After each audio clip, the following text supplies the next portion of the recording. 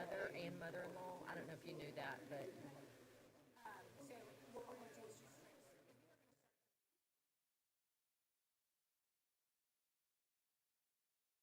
perfect.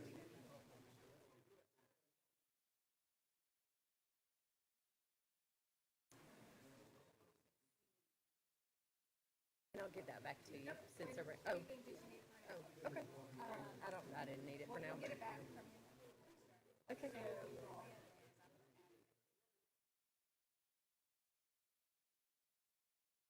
Yeah, I know. I've added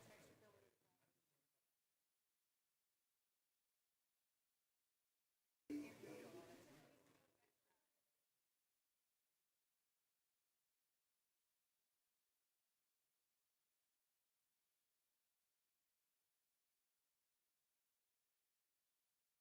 Okay, sounds great. Cool.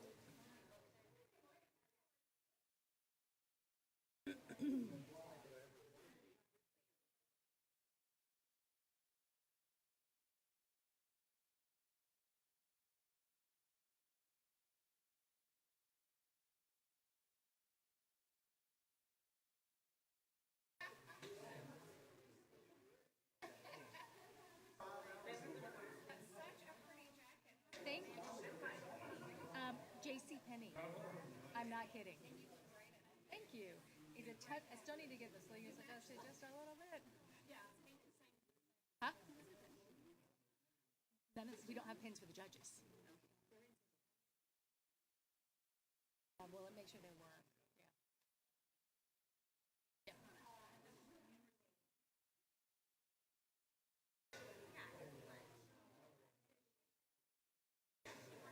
Yeah. Okay. We need to make sure they actually work. There you go. Perfect. Awesome. Fancy. Awesome. We're good. Do you have a backpack if we need it? Okay.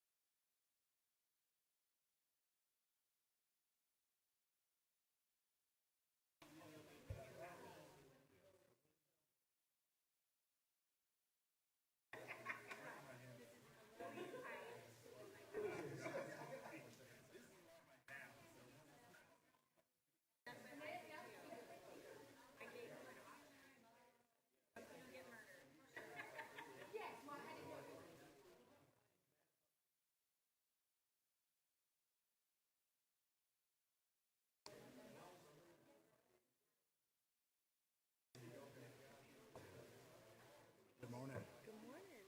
How are you? Mike Woods. Hi, Mike. Actually, can I ask a favor? We Yes. have one judge coming late, Yes, Terry. and I think she wants him to sit there so he can Okay. just slip in and not interrupt I will anybody. gladly move. So I think we're going to do I've been that. married for So 44 years. I take orders well. Just tell me actually, where you if want me. you just leave everything there and just sit on this end, we should be good to go. Terry's going to be a little late. Yeah, I saw his email to you. Him on the That'll work. straight back. That'll work. A little easier.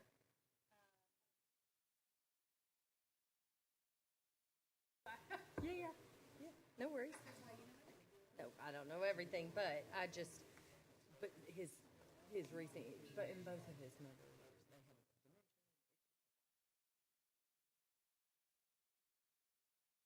It's, isn't it? And nobody warns you. You know, everybody talks about the kid age, but nobody warns you about the True. That's true. So true. Yeah. Yep.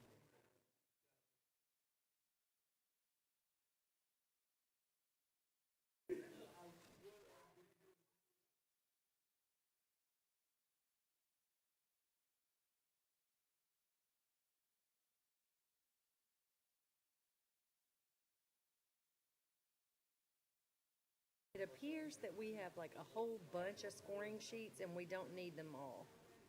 So I just went through and I think we have like twice the amount that we actually need. But that's okay, in case we mess up, we've got plenty of So there backup. are 5 teams, but there are 8 people, or some of them pitching together? Is that how Probably, it works? yeah, team.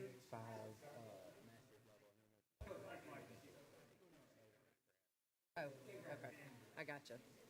So we actually have 5 masters teams and 3 undergrad teams. Okay, there you, well, all right.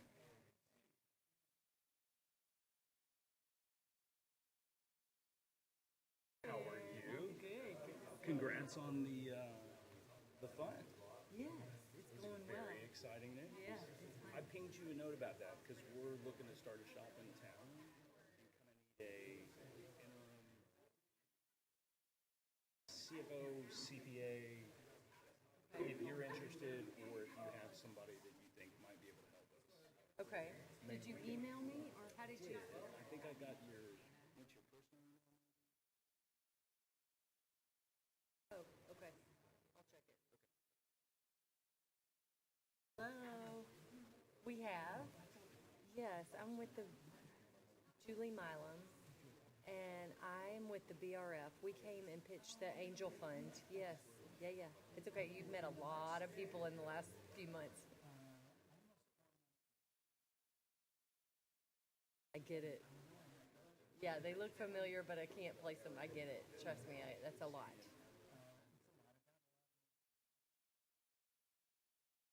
Yeah, it'll happen. She deserves a Exactly. medal because she has to work with Dr. George on a daily basis. He keeps us hopping for sure. Well, my wife has a lot of them for dealing with me.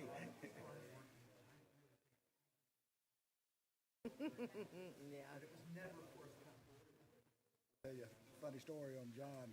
He ended up buying my house on Ellaby Road, and after a year, he as you cut.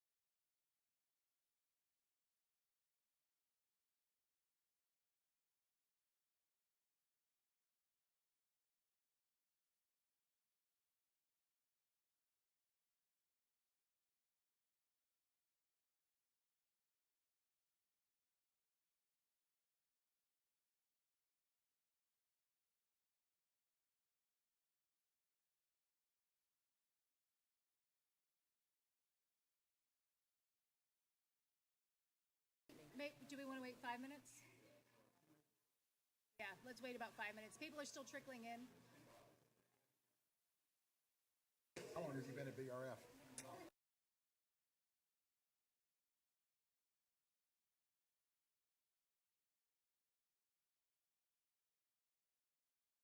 Smith.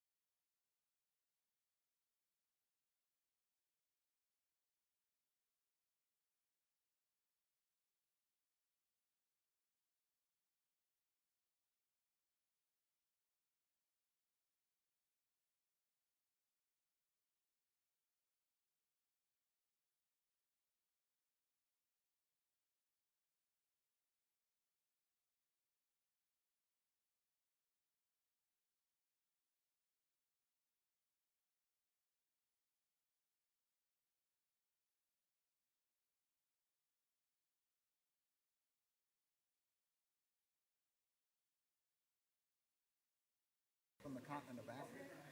And I said, how did you? They said, well, first of all, we had to learn to speak English. And then if they wanted to go back and start nonprofits. I had a young lady from Atlanta, Georgia, that got up every Monday morning, drove to take my Monday night class for 3 hours, and then got in her car and drove back home. Holy cow. And then one night I'm sitting there and calling over George Foreman. I said, George, where are you from? I'm from Marshall. I said, is your dad? Yeah. He said, I cooked on your dad's grill tonight before I came to class. But it was halfway through the semester before I put 2 and 2 together. But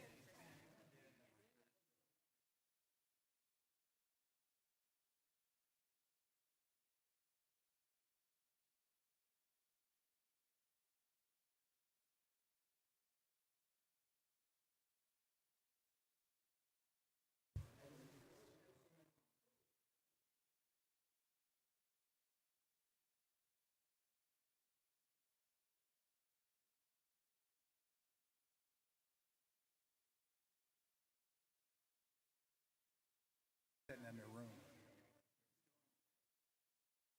It doesn't cut it. There's Terry. He made it.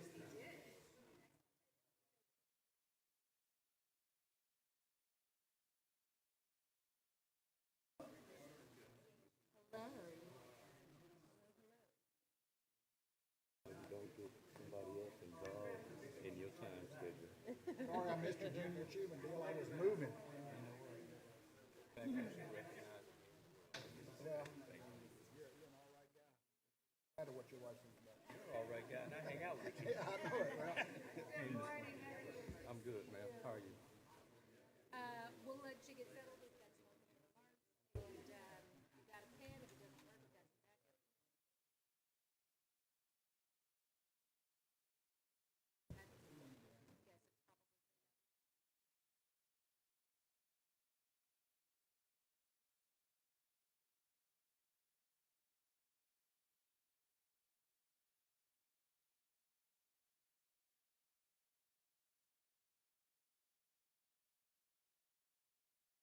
Okay.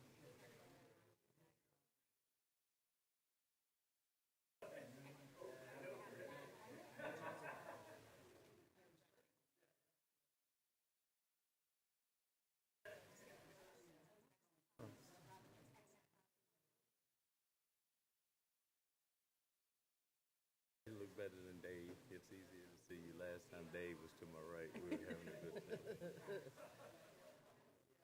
But, I'm just trying to barrel through this Monday. I have some deadlines, and I'm like,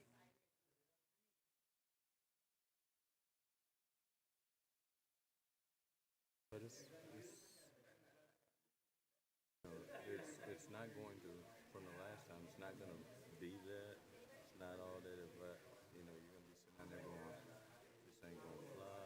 I know, But, I know. it's in the spirit of it. I know. Yeah.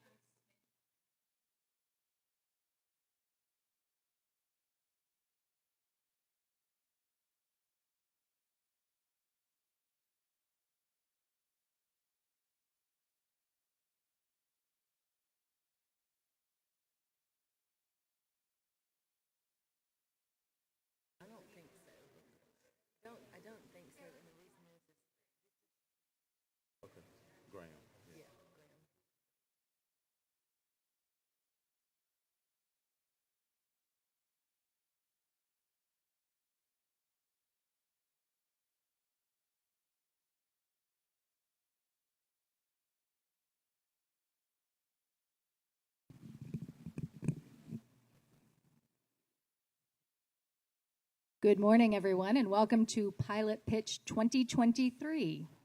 I am Mary Lois White, the Dean of the College of Business here at LSU Shreveport, and we are very excited that we are able to do this on campus and for you to join us this morning for these 8 presentations that we have coming up. This event would not be possible without a tremendous amount of coordination and effort by a number of people. First, I want to thank our presenting sponsor, EAP, for all of the resources that they provide throughout, including our lead judge here today. So thank you to Dave Smith, the entire team at EAP. They help us on the planning side. They help us on the evaluation of the proposals that happens, and then, of course, today with judging. I also want to thank the LSUS Foundation for their support for this event. We have expanded our prize pool this year, and so the LSUS Foundation has matched EAP in presenting our awards for our finalists. That's, of course, Laura Perdue, of course, Terry Moore, and Mike Woods, who are here with us today as well as judges. We have 8 finalists who will begin shortly, but our event today could not happen without several of the people here in the audience, who I'm going to take a minute to recognize. Our committee, our planning committee, largely consists of Dr. Mike McDaniel, front and center here, who will also be keeping time for our finalists to help keep them on track. Dr. Salazar, the Associate Dean in the College of Business. Raise your hand. There we go. And of course, Lee Chambers, because we really could not do this without Lee's expertise in putting on these kinds of events. We have our 3 judges, Julie Milam from EAP, also an LSUS alum. Terry Moore, who is again from the LSUS Foundation. Mike Woods, also from the LSUS Foundation. We had 10 mentors who worked with our students this year. Of course, not everyone's able to be here with us this morning because, of course, we have classes happening on Monday mornings, but we want to thank those that are able to be here. Those mentors are going to sort of float in and out during the day, during the presentations. But if you're here, if you can either stand or wave to the crowd. So E.P. Burgoyne, Chris Cannon, who is with LSUS, Dr. Maddie Darbin, who is an Information Systems Assistant Professor in the College of Business at LSUS, Dr. Adele Durat, who's an Assistant Professor of Marketing, Dr. Stephanie Dunn, who's an Assistant Professor of Management, Dr. Gail Gao, who's an Assistant Professor of Accounting, Dr. Min Sun Kim, who's an Assistant Professor of Management and Hospitality, Dr. Imran Khan, who's an Assistant Professor of Marketing, Dr. Justin Lord, who is an Associate Professor of Healthcare Administration, and of course, Dr. Mike McDaniel as well. These mentors worked with these students over the last 2 months as they developed their initial idea into their final presentation. We also want to thank the Williams Creative Group for all of the wonderful graphics and your programs that are on your chairs. Again, we couldn't do this without their support as well. So, as I said, this process started in September. We asked all students across campus to submit an initial idea, not a developed idea, just if they had any spark of an idea to go ahead and submit their application. During that process, they then worked with Dr. McDaniel and our other mentors on business development workshops and also received one-on-one mentoring based on whatever their needs were. We believe in the value of experiential learning, and this campus-wide initiative provides experience in the development of a business plan, not only for students in the College of Business, but students of all majors and all levels. We also want to point out that there are other opportunities throughout the state that we're working on preparing these students for if they choose to participate. We have the ULM Pelican Cup that happens in the spring, and this is a great springboard opportunity for that. There's the Arkansas Governor's Cup, which is also available to students in neighboring states, and the LSU system-wide challenge, the Brown Venture Challenge, which is open for on-campus students throughout the LSU system. At this time, I'm going to turn the microphone over to our Chancellor, Chancellor Smith, so he can say a few words before we begin.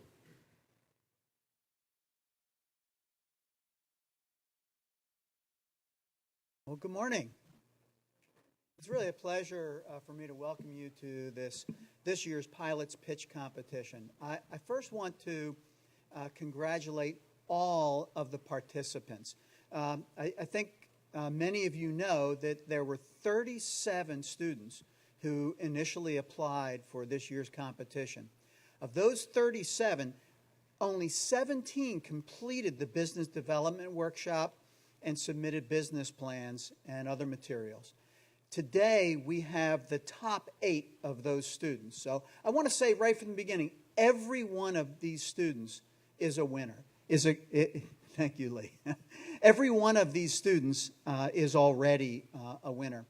I want to especially thank the mentors for their efforts in helping prepare these students. There's a tremendous amount of work that goes into preparing students for an event such as this. And it would not happen without the time and the energy and the commitment of our faculty and staff and our community friends who have worked so hard with these students. I also want to thank our judges for today's event. This could not happen if you were not willing to take time out of your busy lives for this. You know, and as I was thinking about today's event, you know, and some of you know this, I'm a mathematician. I'm not a business person. I don't have any entrepreneurial experience outside of higher ed. And I was thinking about, well, what's an inspirational comment to make? Could I say something about Frederick Smith? And he's no relation, by the way. You know who Frederick Smith is? Anybody know? The founder of this little tiny company where you see trucks buzzing all over the place, FedEx. And his story is a really good one. Where, and you all know this probably, he earned a C in a college paper at Yale where he proposed the idea for FedEx. But I wanted to talk this morning about a different individual. And his name is Yu He. Anybody know the name? So Yu He was an undergraduate student at an institution I once served in Pennsylvania. I was a very young faculty member 30-some years ago, and you came into my office. He was not my student. He was a senior majoring in physics, and I'd known him. I knew who he was. He was kind of hard to miss. He was a double amputee. He had a remarkable story where he was a world-class climber, and in an accident on Mount Washington, he got trapped in a blizzard, minus 20-degree temperatures, and he lost both legs. A lot of people would give up at an instance like this, and what you did instead was he started developing his own prosthetics. And you came in to see me one day, and he pitched an idea to me, an idea for prosthetics that weren't just just a few springs and some things that would help you walk a little bit, but prosthetics that were smart. And we talked for a while, and I remember him leaving my office and thinking, you know, this is a guy who's a world-class climber. When he came to college, he had been a lackluster high school student, didn't care about academics at all, but something really happened to him. And I'll tell you his story from there. He went on and got a master's degree from a little place in Cambridge, Massachusetts, called the Massachusetts Institute of Technology. Then got his doctorate at Harvard. He is now a tenured full professor at MIT, where he designs the world's most incredible prosthetics. So you see our military who come back from overseas who have been horribly injured. You designs those prosthetics, power ankles, and so on. And what I took away from that, and that was my one real pitch, where he was pitching this idea, was never sell a student short. You have no idea when a germ of an idea will meet the determination and brilliance, really, of a student. And you can see Yu's story. They've been made documentaries, several documentaries on his life, and he's also been has given TED Talks. So Today's event represents an exceptional opportunity for our student entrepreneurs to experience pitching a real business idea. The cash prizes are substantial, and winners will also receive 6 months of professional services from EAP. That's really significant. So at this point, let the competition begin, and entrepreneurs, good luck to you all. Thank you. Thank you, Chancellor.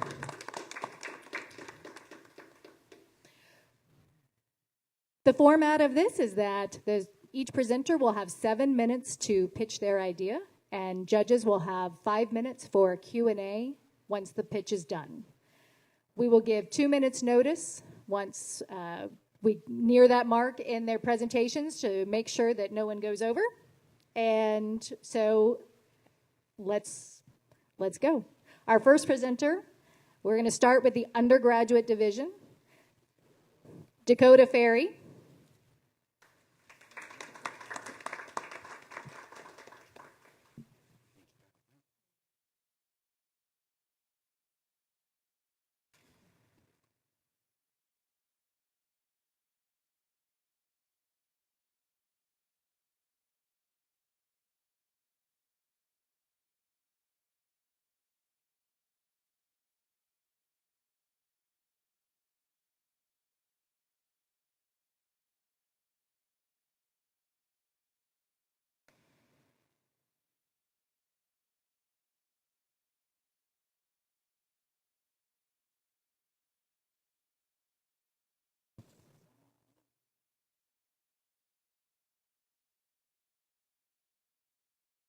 How's everyone doing today?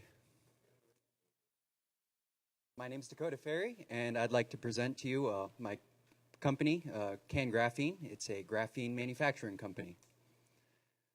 Graphene's a form of carbon, a 2D hexagonal mesh of carbon atoms that's a single atom thick, and it's because of these unique properties that it has myriad uses in our physical world. It has extreme thermal and electrical conductivity. It's very lightweight and has an incredibly high tensile strength, meaning it has multiple uses in electronic textiles, in composites and alloys, even in a flexible tattoo-like pacemaker that was made by a group of scientists at NSU out of Illinois. That was a team led by Dr. Zhe Lin. Graphene has the potential to deal with numerous crises in our world: water, ground pollution, our energy crisis that's currently facing us, as well as numerous environmental crises such as an increase in solar activity. Being able to face these head-on is drastically needed right now. The problem is that graphene's just too expensive to use. It's incredibly costly to produce, with prices anywhere from $60,000 to $200,000 a ton. Further, it's only manufactured by a small amount of companies. There are very few, I'd say less than 10 large companies in the world that are manufacturing at a scale of over 1,000 tons a year. And therefore, it can't be used as widely as it could be otherwise. The solution for that is to manufacture graphene with a plant-derived acid, namely hemp. I already hold the patent on manufacturing graphene using acid from hemp. It is a lower energy process than with manufacturing graphene in a flash reactor or in a plasma reactor. The hemp supply is only expected to grow until 2030, and it is a non-toxic acid, meaning that storage would be cheaper than having to store sulfuric acid or other more corrosive acids. This is an example of some graphene that I've made and through a scanning electron microscope. I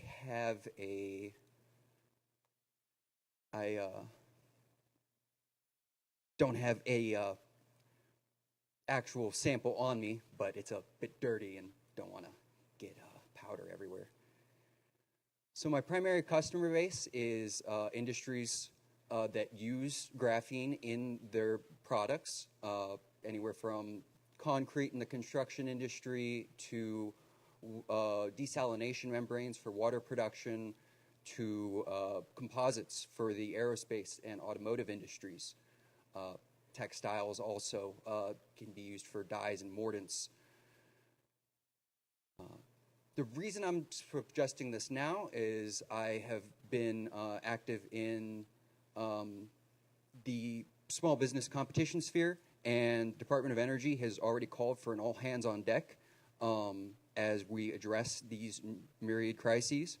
Locally, there's also been a push to develop a I-20 technology corridor, and there's resources from numerous agencies that are putting money into this area for companies such as this. The graphene market is $337 million as of this year and is expected to grow to nearly $3 billion by 2030. And there are 82, roughly, carbon fiber and graphene manufacturers in the United States as we speak.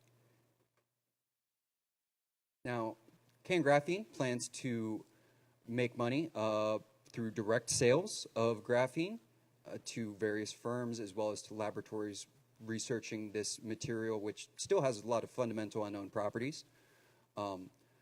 Furthering that, we plan to research and develop graphene ourselves and explore these properties, selling that data, as well as developing applications for licensing to manufacture, as well as manufacturing our own graphene applications to demonstrate the potential of the material and to encourage the development of the industry itself. This is an sampling of companies that are currently in existence and are my competitors. Of note, Cabot Corporation in Georgia is one of the oldest and has a lot of experience with a lot of carbon materials, as well as Nano Explore, and they are the only company, as far as I know, that manufactures 4,000 tons a year, or has the capacity to do so. I'm also very motivated by the community. That's one of the main reasons I'm continuing to work on this. Graphene has the potential to address numerous problems affecting our community right now, including our energy grid resilience problem and energy storage issue for the intermittency of renewables. Marketing-wise, plan on reaching out through platforms such as Alignable and LinkedIn to other businesses, going to trade conferences such as graphene shows and CES, as well as leveraging new solutions through social media marketing and crowdfunding such as Start Engine, Kickstarter, and Indiegogo. My team so far is myself. I have a tech background, and I'm an applied physics student here at LSUS, and my business partner, Joshua Jatan, who leads a hemp product company that he owns in Austin, Texas. Still need a chief of operations, chief people officer, chief marketing officer, the rest of a C-suite. Financially, we have key metrics of gross sales, cost of production, R&D.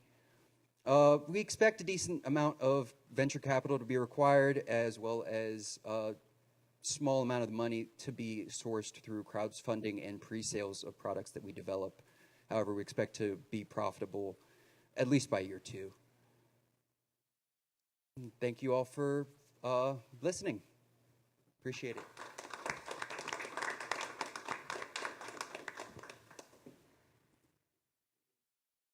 Great presentation. You did a good job. It's a very interesting, I know a little bit about graphene. I've heard a little bit about it, but I'm still there's a lot that I don't know. So can you expand a little bit and help me understand the problems that you're going to solve? Exactly how does graphene do that? Okay, and sure. You can just pick maybe one and maybe help me understand. Absolutely. So for water production is my favorite. Graphene is very hydrophilic, meaning that it loves water, specifically dihydrogen monoxide, the molecule of pure water, So it'll let water molecules through through holes in the mesh of graphene, but any other molecules or atoms that are attached to water will get cleaved off in that process. So it can really lower the cost of purifying water. Thank you. Okay, my question, it's just a little bit different. Sure thing. Great presentation. The cost, right? First, thank you for including hemp. That was outstanding. But you mentioned that it was kind of cost prohibitive at this point. Yes. And so you're going to include hemp, but it would the resources would only last through 2030, if I heard correct. Oh no, Okay. the hemp supply is only expected to grow through 2030, Okay. and that's only current projections. Who knows where it goes from here? I did a little bit of estimation on the numbers. We're looking at anywhere from 2 to 5 cents a gram for acid, really for production in total, because we can get carbon for about $2,300 a ton, if not less, and that'll lead to a production cost of about $20 a pound or $25,000 a ton. So the last question is, all right, you said expect to be profitable in about 2 years. Yes, sir. Correct. Right. How much or how can you estimate bringing the cost down? Because that's going to drive any business. And if you're starting with a cost-prohibitive business, what do you need to turn the corner to really drive that cost down? Would definitely be getting a production line. A lot of the pre-revenue funding I requested was for research and development of the production line proper. I have a patent on the process itself, but it's not a completely optimized step A to step F of the best processes for each of those. So in order to keep that cost as low as possible, I put aside about $100,000 for on the plan for getting that process engineered and dropping that price of production as low as possible. Thank you. Dakota, interesting concept. My background, I have an undergrad degree. My major was biology, and I have a master's in environmental science, and I'm in the energy business. So it's interesting. My first question, what type of facility do you need to manufacture this graphene product? It would be a few steps would be I would need an industrial facility that would have the capability of extracting the acid from hemp as well as distilling that out, and then having some mixers to combine the acid with the graphene and then to dry that out. Is hemp readily available now? Yes. Is it? Yeah. And I would take it this process isn't extremely energy. No, reliant? it's less. There's a few ways you can modulate that energy input to, if you want to say ret the hemp stalks faster, you can steam them instead of just having them in warm water or in room temperature water. But it's not requiring thousands of degree ovens or anything like that. I've so far only manufactured it up to 350 degrees Fahrenheit, so relatively low energy. You stated your major was applied physics. My first reaction was Big Bang Theory. What do you do with an applied physics degree? I mean, obviously you come up with something like, this seems more biochemistry. This is more on the material science and chemistry side, Yeah. and I came up with it before I got into applied physics. But applied physics would be for, designing vertical axis wind turbines that use graphene dyed fabric sails so that it can condense water while it's, generating electricity. Stuff like that. If you say. Oh, Terry was going to say that too. But Okay. He didn't want to embarrass you. So one of my last questions, what do you think, as you bring this to market, what do you think one of your biggest challenges is going to be? And how do you plan to overcome that? I think one of the largest challenges will be something I've learned while taking this applied physics degree is educating the public on what exactly I'm talking about. It's one of the greatest challenges I had during this competition was how do I explain this quickly enough and in a way that's not disengaging. And that is one of the reasons I wanted to bring up the crowdfunding and social media marketing was that by focusing on sort of trying to develop a bit of a grassroots publicity campaign, I can work out those kinks of how to best do the science education side and really popularize the material itself, as well as any applications that I will be manufacturing. I'm curious, and I'm thinking through my industry right now.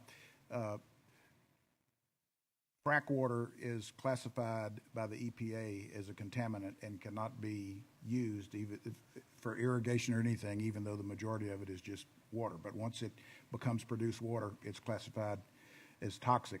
I would suggest you look into the ability. It sounds like if this graphene will remove contaminants from water, that if you could develop this process to somehow be applied to frack water as it returns. Right now, they are injecting it all back in the ground because it's toxic as far as the EPA is concerned. You could make $1 gazillion. So there's certainly the potential there. There was a Japanese university that just published their work on using a graphene membrane with sulfonilic acid that was able to prevent crossover on a fuel cell between the anode and cathodic. Basically, the two different sides of the fuel cell. One of the biggest problems with it is that it degrades over time as the two sides mix, and so you lose that energy efficiency. And a membrane was developed with a functional group. You just attach another chemical on that prevents the intermixing from occurring. And so I think, yeah, there's definitely that potential for further research and might actually be one of the first things to focus on, especially with the large presence of the energy industry here. Thank you. Thank you, Dakota.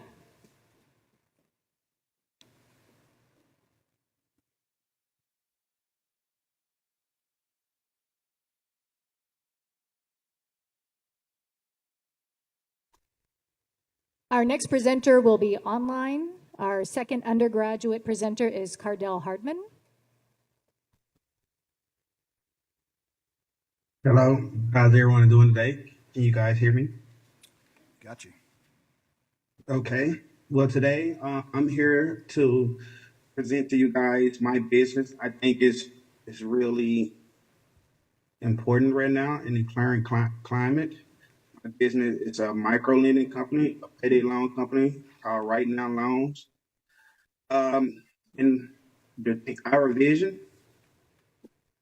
Our vision is to establish a company that will fight the predatory practices of the big companies and force companies to operate the way micro lending companies were designed to during the 70s. We feel that most people know that if you make under $40,000 a year, that you have to spend 3/4 of your income just to live, and that's just on lights, that's just on housing, just on gas to get back and forth to your job. And they know once inflation happens that this number goes above 100%. So they know that everything that the average American needs to support his living style is hard for him to come by.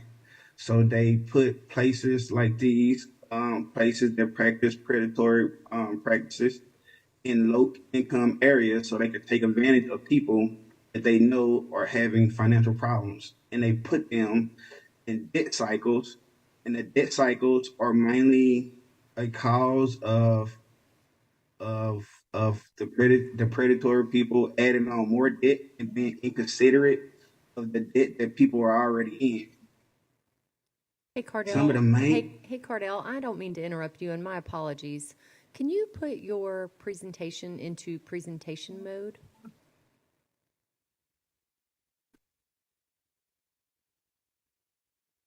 Are you there? Are you able to hear me? Yeah, I'm seeing it.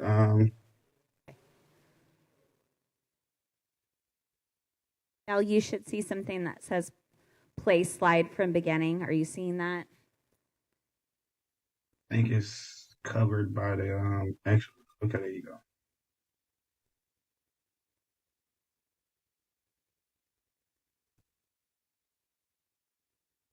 Okay, now share that. Okay, that's better. Yes, sir, that's perfect. Hold on, let me put it on the screen.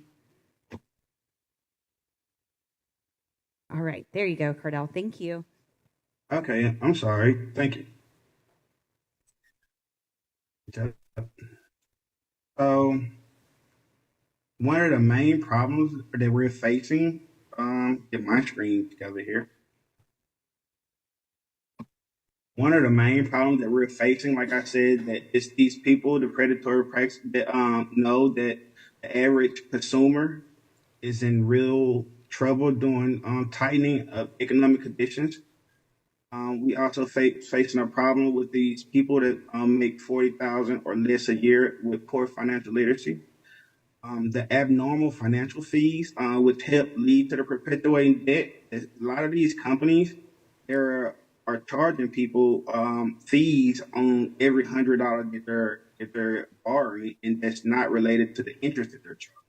And these fees are a big source of the extra debt that people are holding, and being inconsiderate of other debt that people have in these tightening of economic conditions is also helping to open a revolving door of debt for most people. Because if they take on loans and then they don't have enough money to pay off the loans, then they end up paying a interest fee, and all the loans carry over to the next month. So the average person who gets one micro loan a year, 3/4 of the people that gets one micro loan a year end up getting 8 more. Another big problem is that inflation is currently outpacing wages, and this is a reason that most consumers in this country, not most, but a lot of consumers are having this problem. The solution is fixed rates for those who qualify, and not to go over to a certain period of percent a year. No outrageous predatory late fee policy that doubles if you miss a payment.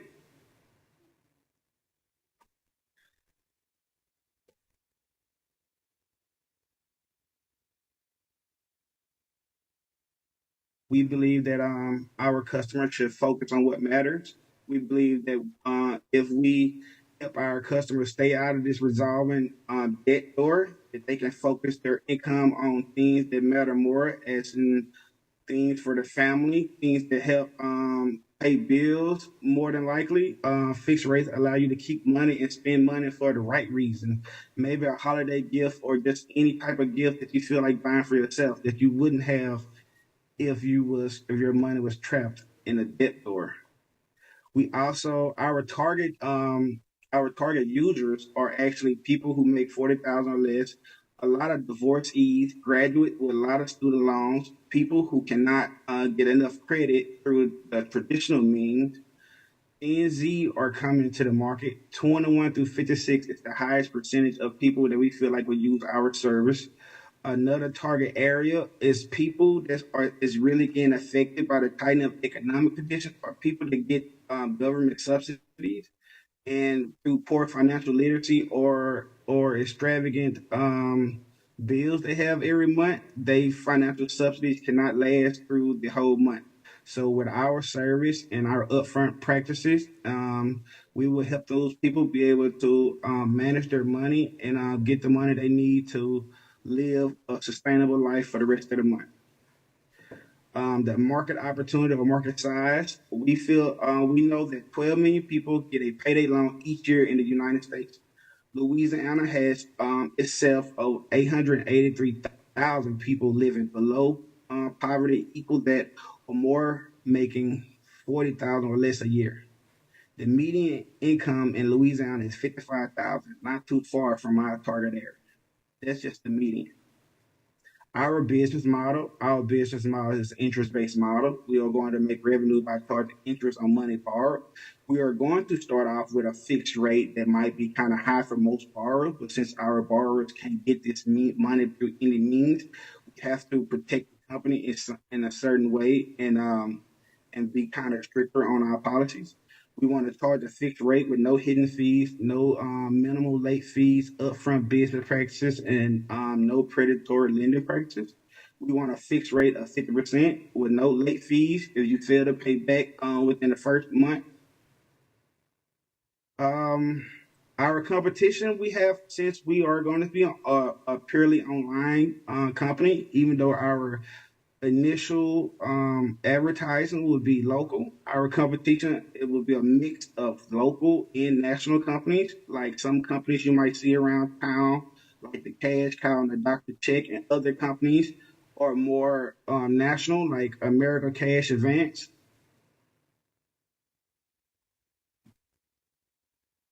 Our community impact, we will help the community rebuild and prosper by helping hardworking members of that community keep well-earned money in their pockets. We will help the financial literacy so people can see the benefits of foregoing consumption and short-term utility for long-term productivity. Our market and our growth strategy includes, we will start in Louisiana. We will use analysts from our target social media and our strength team and implement this in different areas to expand across the country. Our team will consist of, me at the moment. With my degree in finance, I will be capable of fulfilling duties as the bookkeeper, the loan officer, and the compliance officer. When we get lawyer, I will hire more members to handle other such duties in my C-suite. The financial projections, since our company is going to be online, even though online carries its own problems with it, but since we're going to be have a heavy target of advertising locally, our overhead is dramatically reduced. So our first year projections see us in the revenue already in the first year. If we have our target of 600 loans in 1 year, we want a target of 600 loans in 1 year. And then our second year projections almost double that. Due to low fixed costs, we are able to see these high profits the first year. Second year, we expect to see a higher overall income. We expect to make 50 and 100,000 first year and second year respectively. Our milestone, the KPI that we are tracking,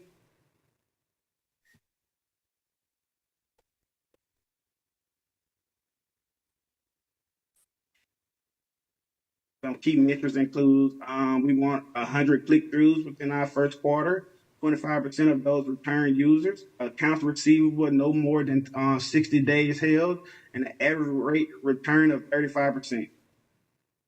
The capital needed for this budget, at the minimum, our capital needed to start it would be $45,000. And these funds would go towards the use of funds would be 26% of those would go into product development, 10% would go into marketing and sales, 44% of those would go into operations and inventory, and 20% of those would go into and professional services.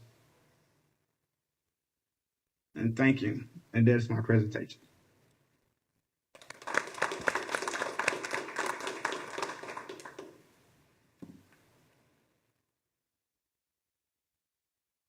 So, Cordell, great presentation. You touched on something that's near and dear to me that I know something about.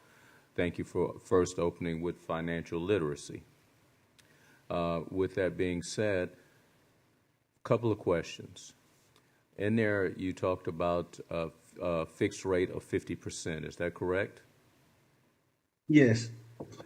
Okay, so regulations and laws that are coming limit the amount that institutions or businesses can charge the marginalized community. How do you plan on addressing that?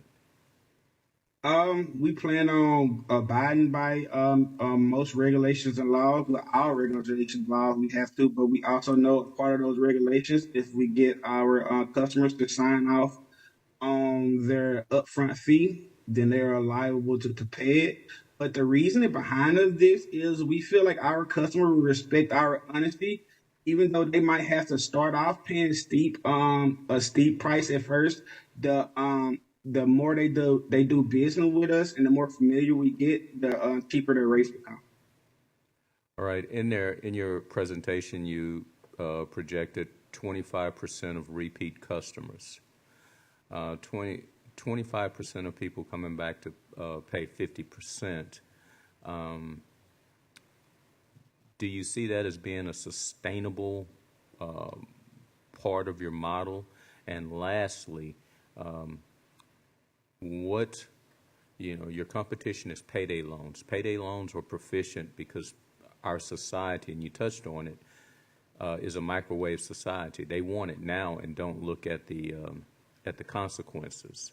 So it's, to me, I'm getting mixed signals. Financial literacy, but a continuation to an extent of the system that's in place that you're going to be competing against. Can you expand on that? Okay, so yes, our a long-term business model, we want to be a source for people. We don't want to be the main topic. We don't want to be something they have to keep on coming back to. That's why our business module is mainly online, and it's going to be online to limit overhead. Because we're thinking about the long run aspect of it, right? We don't want to put ourselves in a position to where we need a large influx of customers every month because we don't want that. And we are trying to improve financial literacy. And we think about the first step of that is to allow these people to have this access to this money, but take into consideration the debts they already have. So in our program, we're not expecting you to pay all of it back in a lump sum. You can pay it back in installments, and you don't have to pay it back in one paycheck. You can take multiple paychecks to pay it back. All right, thank you. That's my questions. Cardell, I had the privilege of serving on Hibernia's city board back in the early 90s when they very first came to Shreveport, and one of the advantages that Hibernia had over the other was a local presence, and we were out in the community hustling harder than some of the bigger banks at the time. I'm curious, and this is a generational issue, being the resident old guy here, but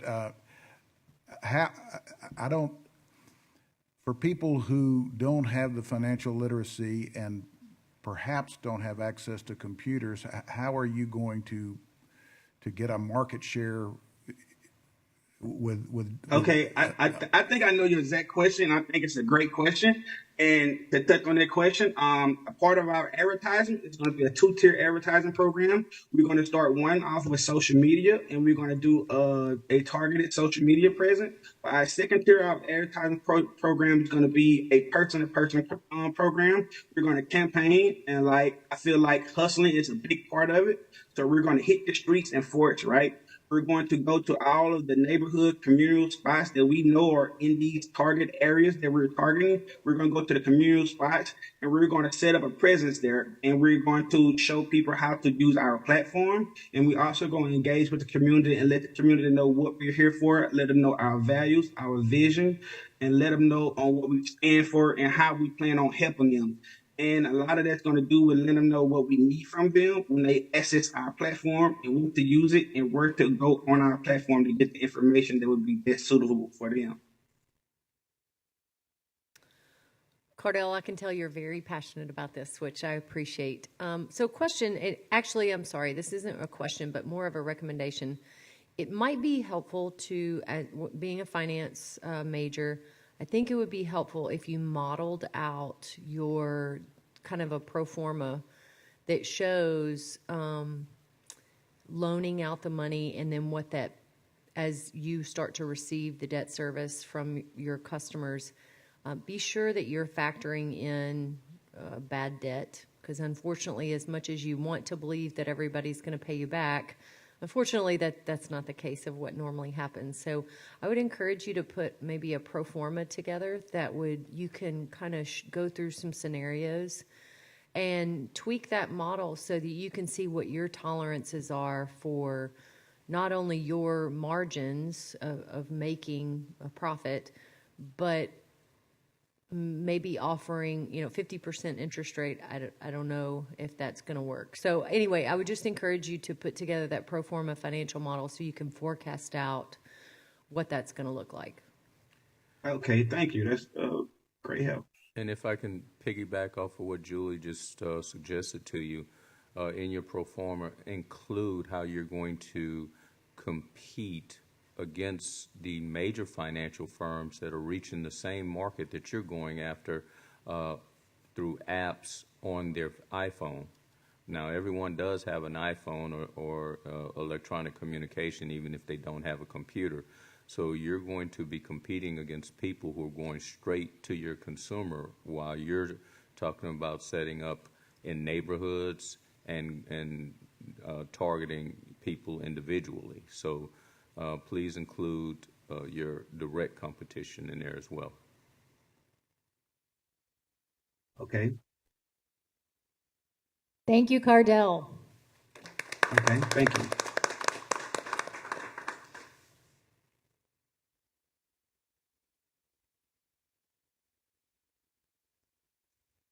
Our final undergraduate presenter will also be online, so Royal Toussaint will be next.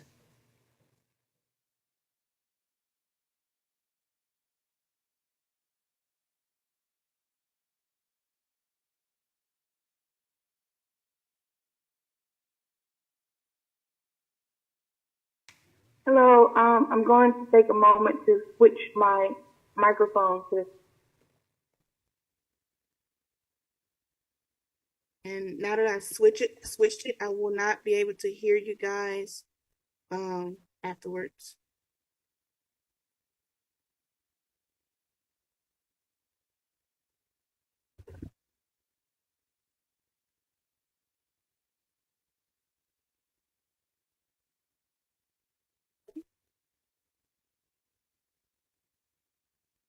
Well, good morning, everyone. Again, my name is Royal Toussaint, and today I will be presenting to you Playground Entertainment. Korean culture, especially K-pop, has become a global sensation. But before there were BTS or a Blackpink, there were pioneers like Big Bang and Girls' Generation. And we at Playground will aim to not just celebrate these superstars, but to also spotlight upcoming talents that we believe deserve a chance on the global stage. Royal, can you... With K-pop's Royal. recent... Oh, she can't hear us. There we go. I can hear you. I can hear you now. Is there a problem? Do I need to start over?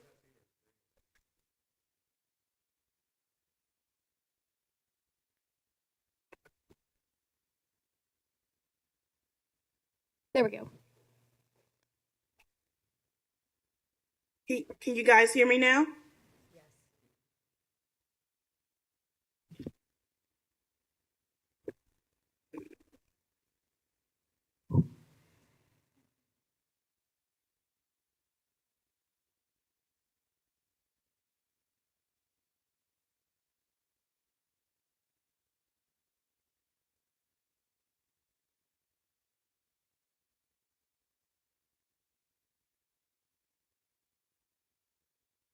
Royal, Did if you I could... start over? Yes, You guys thank want me to you. start over? Okay.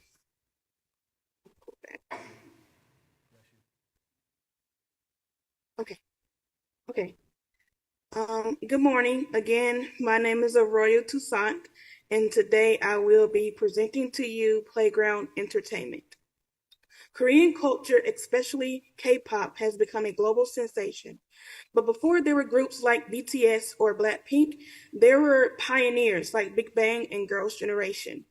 And we at Playground will aim to not just celebrate those superstars, but to also spotlight upcoming talents that we believe deserve a chance on the global stage. With K-pop's recent global success, artists are becoming to desire more creative freedom and autonomy. And while the recent saturated market has left fans wanting more diverse and dynamic music, yet the traditional K-pop systems have struggled to accommodate these aspirations. However, we at Playground believe that we can deliver all of this.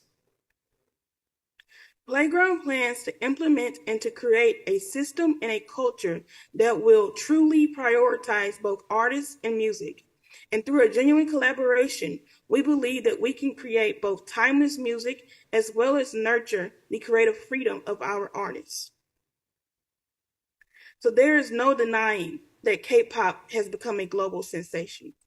For example, rookie girl group New Jeans has been shattering streaming records across all boards within just 1 year, while many companies have been steadily reporting staggering revenues. This is the global phenomenon that we at Playground find ourselves positioned in.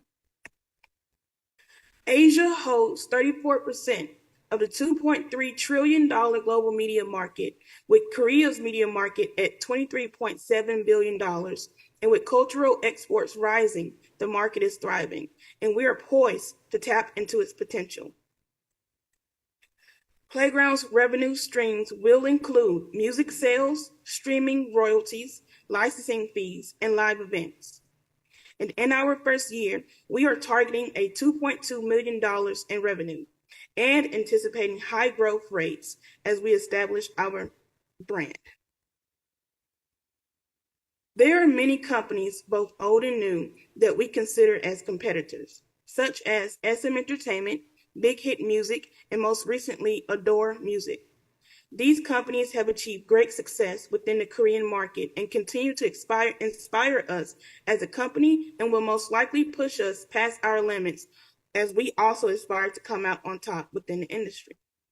But while we respect our competitors, we are distinct.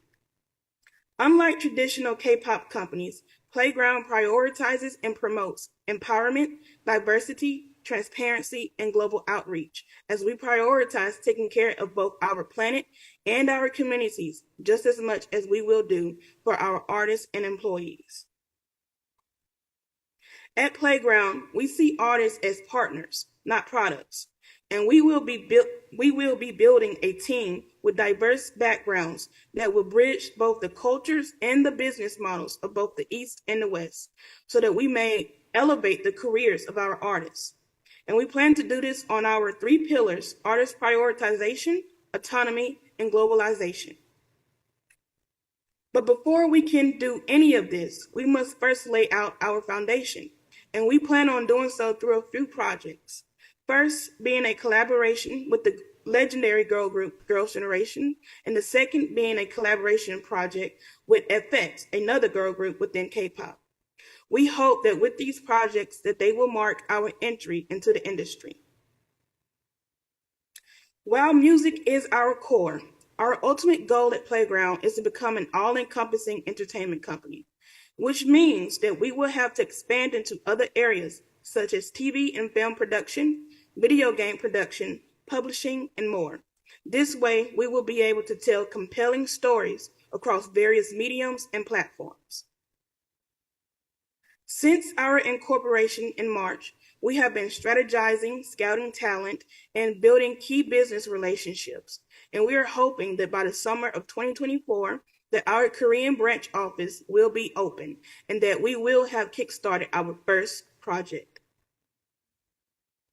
And the ones that will be leading the company towards our future success are not only myself, the visionary and founder of Playground, but also my 2 co-founders, Kenneth Chen, a former marketing executive for both Lego and Samsung, as well as Eric Kim, a veteran business developer and strategist that formerly worked for Yahoo and currently works for Samsung Electronics. Together, our network spans to industry giants like Disney, Sony, Warner Brothers, and South Korea's CJ Entertainment. We are hoping that with our connections that they will pave the way for potential global collaborations for our artists. We are aiming to raise $950,000 from a pre-seed round that will fund our startup expenses, such as retaining key talent, incorporating our branch office within South Korea, retaining retaining key partnerships as well as building our brand awareness. And finally, above are our financial projections for the next 5 years of operation.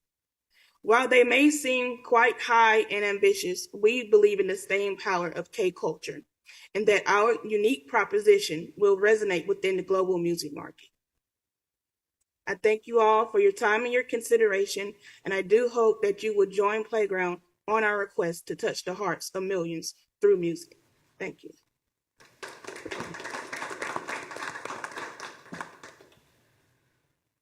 So Royal, are you able to, I want to make sure you're able to hear me. Okay, I should be able to hear you guys now. Okay, great. Hi, Royal. I'm Julie, one of the judges. So one of my questions to you is, how are you going to differentiate Playground Entertainment from your competition? What is the true differentiator, you know, outside of the Disneys, the Sonys of the world? Well, first of all, I guess our most major competitors will be the Korean entertainment companies. And right now, all the Korean entertainment companies are trying to find a way to position Korean media and music within the Western and overall global market in the same way that Latin pop music has done over the years, or European and French music and entertainment has done over the years. Yet they are currently struggling to do so because they do not have the necessary skills or necessary knowledge that knows what sticks and what appeals to the Western market. With the exception of BTS and Blackpink, no other K-pop group has been able to stand out within the Western music market as they have hoped. But I believe that with our diverse team, with people that come from various backgrounds in various countries, for instance, we already have team members from India, from France, of course, from America, South Korea, and Brazil, as well as Barcelona.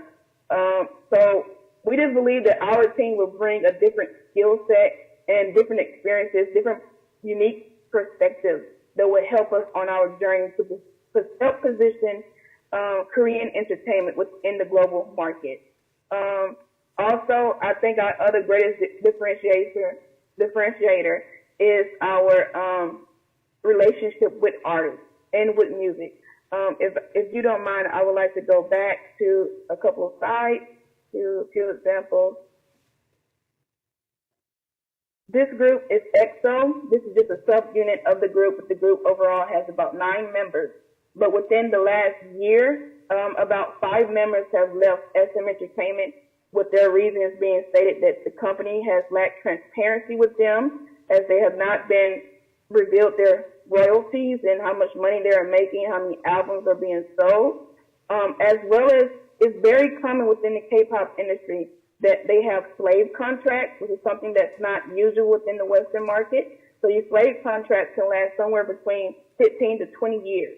So a lot of these artists are stuck under contracts that they no longer want to be a part of, and that's something that we're going to change, as well as just creating an entire new environment, an entire new culture for both artists and employees, because they have both had it very hard within South Korea. So our transparency and our respect and trust with artists and employees will be our greatest differentiator from our competitors. Royal, I'm a lifelong musician, play every Sunday in church still, and have since I've been playing music since I was 6. But I'm curious, what is your background? How did you get into K-pop, and what led you into this area? Mm-hmm. Well, to kind of try to make my backstory a bit short, I also have been playing piano in church as well as singing in choir my entire life, as I have ministers for parents. But I've always wanted to start my own record label, a record label that would kind of cut off the middleman, because at one time I wanted to become an artist as well. But I've been working towards that dream for a very long time. But when I was a freshman in college, I discovered K-pop, and I was just very interested in their unique concepts and how different the music sounded compared to the Western industry's music and the artists there. And it was just a different experience, and it was something that I was very interested in getting into. So I immediately had visions for what I would do with a K-pop group and how I would expand on the industry and on the concepts and models of the K-pop industry. So I started working and studying towards that, and I found my co-founders actually through LinkedIn, and we just had a shared vision to completely change the systems and the culture within the Korean music industry. And we've just been working through all the obstacles and struggles since then. Your capital needs are rather substantial of $950,000. How are you going to explain that to an old guy like me that still has 8-track tapes? Well, the K-pop model is a bit different from the Western entertainment industries. In the Western market, you find artists on YouTube. They mostly already have artist development. They can already sing. They can already do this or that. They don't really invest in artist development anymore within the Western market. But within the Korean music market, artist development is very much so still at the forefront. So they have a training period. The artists go through training between 3 to 5 years. And so that's taking us having to dorm the trainees, pay for their singing lessons, their dancing lessons. A lot of them do learn new languages like English or Chinese or Japanese so that they may also work within those industries. So we had to pay for all of that, as well as form a team within South Korea, because Playground is established within the United States. We can't operate within the United States, but it would be better for us to have an office and to have a team on location compared to having everything done remotely or here within the United States.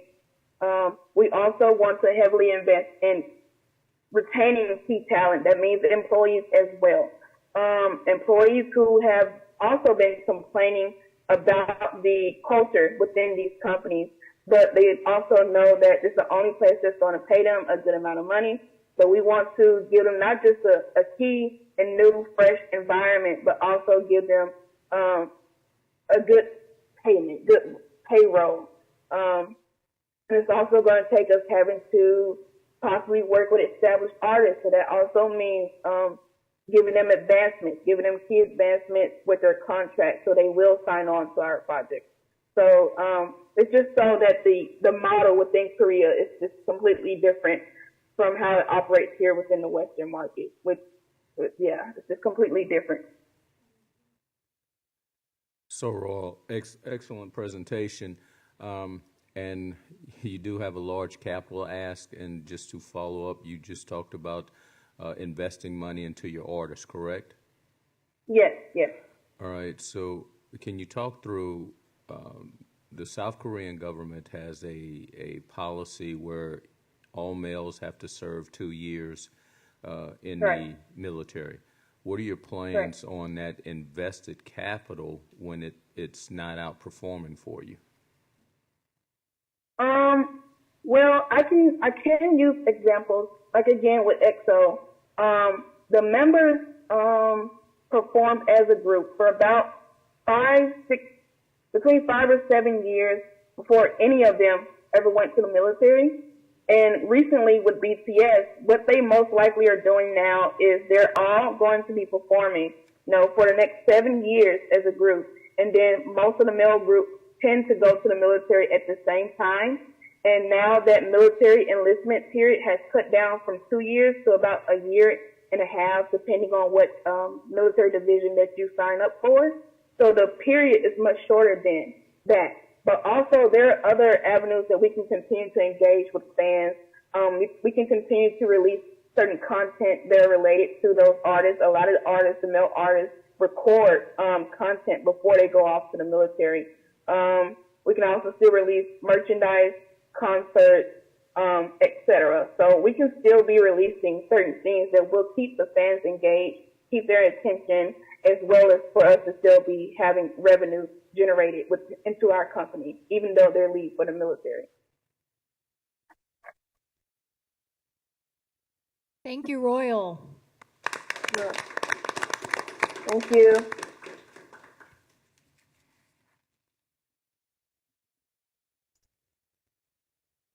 Those were our 3 undergraduate presenters. We will now move on to our graduate division.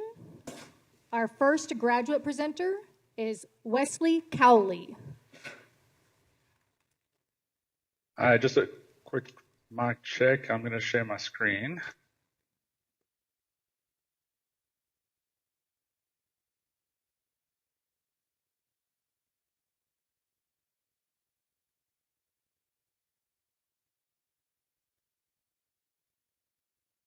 Is that working out well? Can you see the whole screen? Yes. Perfect. Well, good morning. My name is Wesley Cowley, founder and CEO of the Sprinkler Feed System. Lawns and gardens are an integral part of our surroundings, and our vision is to create healthier, more vibrant landscapes, improve neighborhood aesthetics, through increase property values, and enhance environmental sustainability. We all know the challenge. Lawn care isn't just about mowing and watering, even though we wish it was. It's a commitment that demands time, energy, and resources. More often than not, our efforts fall short, and we end up not giving our lawns the precise care they need. Think about those unsightly pet stains, the relentless insect infestations, those pesky weeds trying to claim control over our beloved gardens. Can you recall a time in the past year where you haven't been wrestling with one of those issues, if not all of them? Well, I've been there, and that's exactly what prompted my journey into this solution. I'd like to introduce you to Sprinkler Feed. It's more than just irrigation. It's the future of smart lawn care. Sprinkler Feed is where fertilizers, nutrients, and irrigation systems meet to deliver nutrients while your sprinklers do the work for you. It's the world of fertigation. There are a variety of products that are in the early conceptualization phase. We have the Quick Connect systems, the integrated irrigation systems, and then a playbook of future development products that take integration to a new level and also open up sectors like, also open up opportunities into the commercial space. Let me take you through a few of those. So first, the Quick Connect systems. They simply attach to your above ground existing sprinklers and instantly start nourishing your lawns with essential nutrients. And these are just plug and play products, so they can be sold through online retailers such as Amazon. Then a simple enhancement to your current irrigation system lets your sprinklers fertilize your yard on their own. Just some basic plumbing needs connects the sprinkler feed into your backflow system, so when they run, it's fertilized. It's that easy. Finally, we plan to introduce our own line of eco-friendly nutrition pods that can be purchased or subscribed to. And this line allows additional customization to which nutrients are delivered to specific zones in your home. And last but not least, on number 3 there, a simple photo upload can be uploaded into your Android or iPhone to detect what lawn deficiencies exist and provide recommended nutrient plans and update your subscription model to provide the optimal lawn health. And surveys have found that 3 out of 4 adults have a yard, and 7 out of 10 people say their lawn can use improving. It's just as important for the environment too, since this is a pretty interesting statistic, but grass produces up to 3 times more oxygen than trees, and a single golf course can generate enough oxygen for over 4,000 people each day. There's 2 primary markets. So first, the residential market, which consists of over 140 million acres of lawn across single, multifamily, and ranch-style homes. And then its commercial focus of thousands of golf courses, recreational parks, and obviously businesses that are interested in maintaining their aesthetic curb appeal. And that's a total of about a $30 billion addressable market. So with the Sprinkler Feed system, we're not just targeting the luxury segments. We're targeting every homeowner and business who cares about either their environment or wants to reduce their manual labor. Sprinkler Feed's entry-level products will compete with those that you've likely seen out in the marketplace, such as Sunday, Scott's, Pesty, and there's quite a few. But as we roll out future innovative products, we set ourselves apart through some unique technical differentiators. Some companies that have competing products just don't have impressive reviews or are technically inadequate. But most importantly, they don't make it easy on the homeowner to actually use the product. Our growth strategy will start through the Quick Connect line on Amazon as we establish the brand and the name. and then through grassroots sales here in Texas. And then from there, we'll look at the larger residential and commercial states, like the ones you see on the screen. And we will start to identify a list of certified installers to make installation even easier on the homeowners. While the leadership team is still being built out, we have a solid track record in operation and sales. It's well suited to drive growth in the residential market, and our combined experience ensures a strong customer service focus and effective business strategy execution, which will aid well in the startup phase. As far as the financials go, we anticipate a $15,000 loss in year one, but we do start the upward trajectory as we project under about 5,000 units sold in year two. And that equates to about $65,000 of profit. As adoption grows, our projections show promising returns. And just taking a few industry norms along with the prediction of an obtainable market, this opportunity represents a 5 to 15 times ROI. So the initial phase of R&D and prototyping will be self-finance, and that's where we're at today. And we're seeking an additional $110,000 to fast-track the development, support the operation, and provide momentum into the sales and marketing, as we also do intend to secure patents on our designs once we have those finalized. To measure our performance, we've established a few key metrics, such as quantity sold, customer retention, customer referrals, and then an ESG-centric KPI around the amount of oxygen produced through the improvement of healthier lawn coverage. So with SprinklerFeed, you're investing in a solution that saves money, protects the environment, and enhances landscapes. So I invite you to join me on this journey. Together we can redefine landscape care, creating healthier neighborhoods and a greener world. Thank you.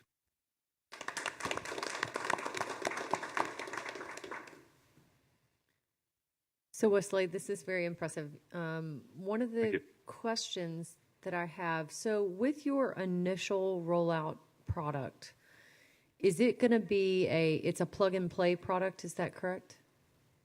It is a plug and play product. So think about a inline system, and I'll jump back to one of the photographs that shows it.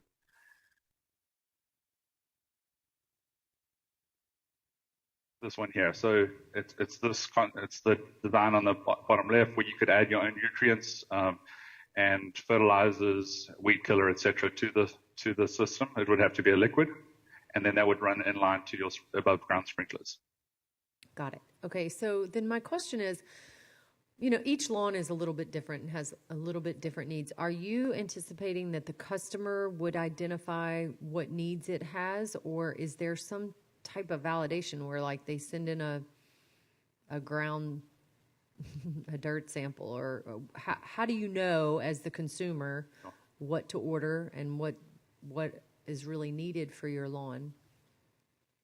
Yeah, it's a good question. So I think initially we're providing the actual product, not the nutrients or the weed killer, etc. So, just like if you go to Home Depot or Lowe's today, you go there and speak to the people in the garden section, and they provide a recommendation of what you're seeing or experiencing.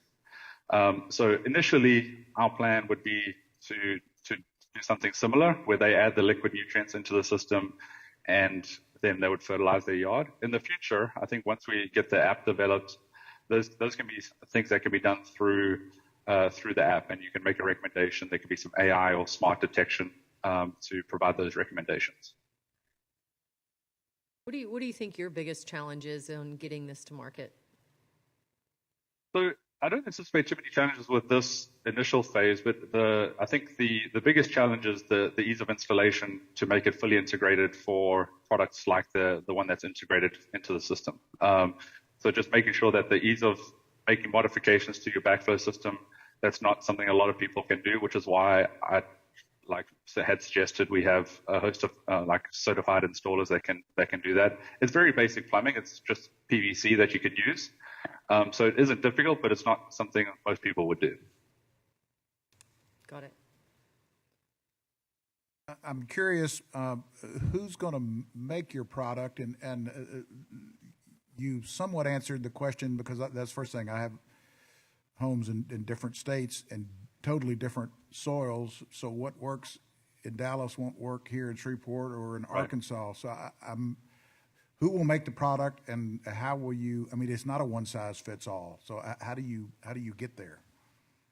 Yeah, so fortunately, I think as you approach your local Home Depot or Lowe's, they will be familiar with the soil that you would have in Vermont versus Texas versus California, right? So they could make those recommendations of what nutrients could go into the system. And then on where it's being manufactured or how it's being manufactured, I mean, these would be plastic components, especially in the initial rollout, right? So we're not talking anything overly sophisticated. That's not something I've looked at at this time of where it would be manufactured. But obviously, trying to balance costs and obviously the amount of quantities we'd sell initially is something that would be important as we determine how we'd actually roll it out. So mine is pretty simple, and thanks for talking about AI, but what is your vision? Where would you see the most impact initially with AI in your business? Through identifying what issues that you have through uploading a photo to the app, right? So if you take a picture of outside of your yard, and you can identify those different areas and make recommendations, and then allow the system to customize a nutrient package for you based on other information around that, I guess in the region, localized. I think that could be quite impactful to the customers, either residential or commercial, right? I think it applies to that statement applies to both. Doesn't that technology already exist in the commercial, agricultural, where they use drones? I'm not sure about the drones. I do know, like, even part of these products and like the full integration that I shared in some of this. If you go to the complete agricultural space, they have a lot of these systems. They're just not either cost effective or tailored towards like more of the homes or smaller businesses that I'd project. So yes, and even like part of the app is not a completely new idea. There are different ideas, different apps out there to take photos and get some response back about the potential issues. So really what we're trying to do here is take a little bit from the agricultural, the residential world, and commercial world and put them under one umbrella to create that holistic package. Thank you, Wesley.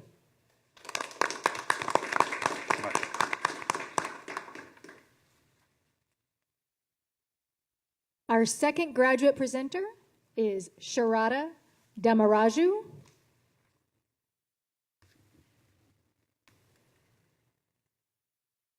Can you see my screen? Hello? We can see you. We are not able to see your screen just yet. Okay, give me a minute.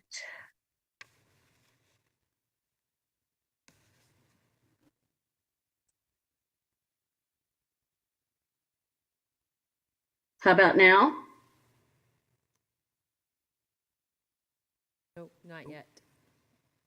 All right. It looks like Wesley's screen is still showing up for me. Give me a minute. I did stop sharing my screen, so I'm not showing it on my side. Okay. I don't know what happened there. Let me try again. Let's try this one more time. Okay. Sorry. Okay. Can you see my screen now? Yes. Okay. All right. Hello, everybody. My name is Dr. Sharada Damaraju. I'm a neuropsychologist who's been working with residents in long-term care settings for the past 14 years. My company is Dignity.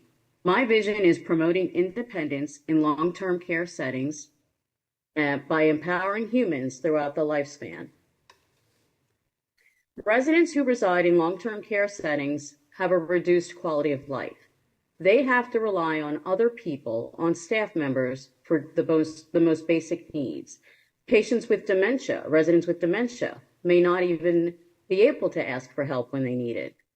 Many of them have sensory impairments, visual impairments, hearing impairments that make communication difficult for them. Their call bell is their lifeline.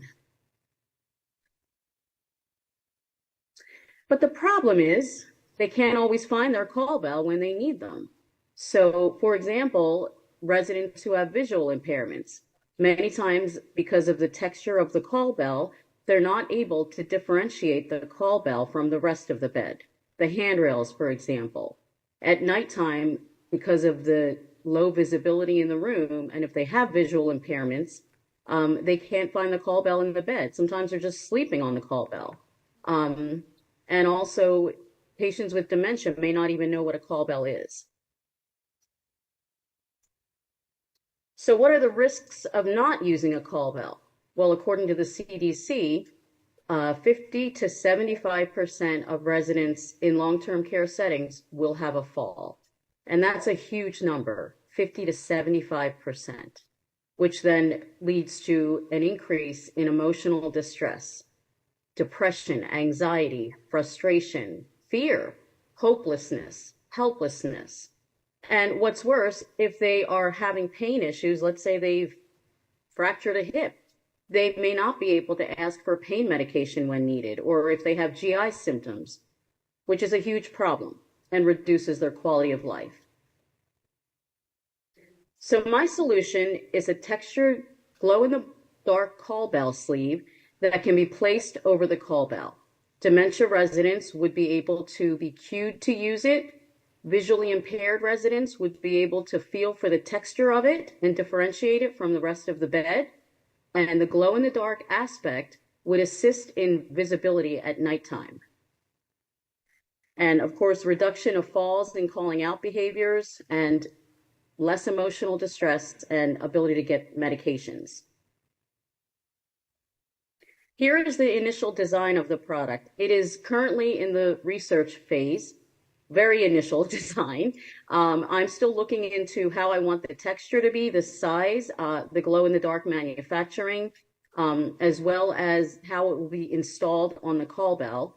I'm pursuing a design patent, and I have hired a patent agent. So why is this so important? Well, our senior citizens have been neglected for a long time. And by 2050, 30 million people will require long-term care. 30 million. And I have validation for this product so far. One facility is agreeable to trialing the product. And the market opportunity is quite vast. So I've just selected a few states that are close in proximity to where I live. I live in Philadelphia, Pennsylvania, and in that state alone, there are over 72,000 nursing homes. And in case you were curious, in Shreveport, Louisiana, there are 22. My marketing strategy is to continue the validation process by starting with existing network connections. As I've been in the field for the past 14 years, I've made a lot of connections with nursing home staff, administrators, directors of nursing. I would like to continue my research and development efforts to finalize the product and ensure that it's safe for use in long-term care facilities. And then I'd like to go door to door and continue with existing connections to introduce the product to the market. I'd like to trial the product in 3 facilities and measure outcomes before I actually plan on actual sales and distribution of it. My business model is a business-to-business model, direct sales of the product, as well as annual renewals. My customers are long-term care facilities. And again, just networking events, conferences, door-to-door, this is where I'm going to start. And then competitors, the ones that I've seen mainly are call bell manufacturers. Caretronics, Floydbell, and Thomasnet are just a few. I have not seen this product out there in any research, and across different states, I used to be in positions where I could travel to different facilities, and I have not seen it yet.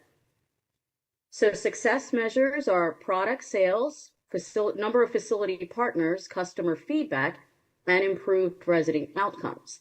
So my first year goal is 25 facility partners, and that roughly measures to a little over 4,000 lives whose lives would be changed for the better. So community impact, families would be less anxious about putting their loved ones in long-term care facilities.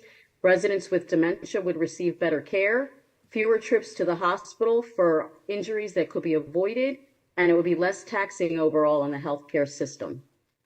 The capital is a personal investment, my own personal investment, and I'll be using it toward operational costs, patent costs, customer relationship management software, and product research and development. My 2-year financial, I expect to make a profit of about a couple of $1,000s in the first year, and in about 10,000, a little over 10,000 in the second year.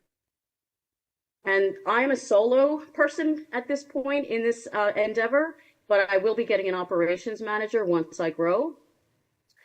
And so I implore you, please help me help people who are not able to help themselves by restoring their dignity. Our senior citizens have been neglected for too long. Thank you very much.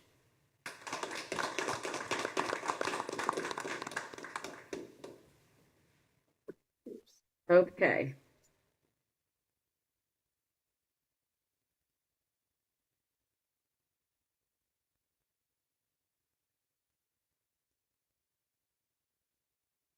Well, finally, something I can understand, nursing homes. Having had various family members over the last 5 years in nursing homes, some with dementia, I'm somewhat of an expert, so I applaud your enthusiasm. I'm curious, did you have, well, because of your background in psychology, obviously you've been working with in elder care. I mean, how did you see this need, and what made you come up with the idea? Okay, so 14 years in long-term care. Prior to that, I worked in rehab hospital settings. So my area has always been involved in brain injury, originally traumatic brain injury, and then seeing the need for seeing how cognitive impairments can affect daily sort of living. How I ended up seeing the need in long-term care settings, I can't even tell you the number of times I've seen patients ask me, I can't find my call bell. Can you help me find my call bell? It may be attached to the bed, the wiring of the way the call bells are attached to the wall. Just hard to tell what's what. And if you can't see at all, then it's really a challenge. So I thought about, how can I help residents in long-term care settings? Staffing is limited a lot of the times. That's what I've found, especially after COVID. Many staff members don't want to go into long-term care settings for fear of infection. And so again, falls are increased. And I got the idea really from thinking about texture, like visually impaired residents need to be able to find their call bells. And that was where it first started. But then I got to thinking, autism, there are a lot of sensory stimulation objects that are out there. And I thought, they feel good to the hand. So then I started to think, okay, visually impaired people, if it's textured, they'll be able to find it. But then I thought about my residents with dementia with whom I work, fiddling around with that call bell with the texture of it, that could be something that helps them, we can cue them to feel for it and find it. Then I got to thinking, well, what about chronic pain people? If they're waiting for their pain medication, maybe they can squeeze this call bell and squeeze the texture of it because, just as another way of waiting for pain medication, it may help them cope with pain issues.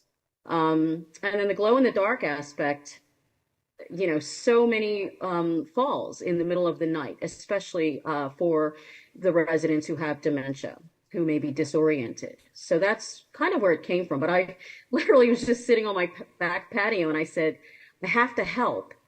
But staffing is an issue. And that's always been something, as a psychologist providing services in that setting, we've always had to kind of cope with that and find ways to work around it and help and problem solve. Sharada, this is a great product. This is an awesome product. One thing I'd like to hear is the cost, because you talked about that you you had hired a patent agent. This can go a lot of places. And then the second question that I would have, if you would address, is what led to the decision to go door to door when you're in a high density area, being in Philadelphia, when you could reach out for, home health services. There are a lot of people in the community that are cared for at home, and I don't think, just help me to understand how you feel like you could make a worthwhile impact by going door to door instead of letting technology get your product out there.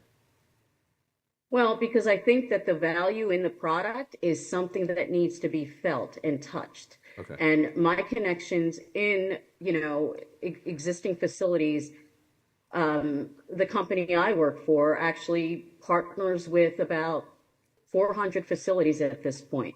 So the number of beds, so this is, again, it's mass production is essentially why I do feel I can go door to door, because my customers are nursing homes themselves. Well, the average nursing home might have 250 beds.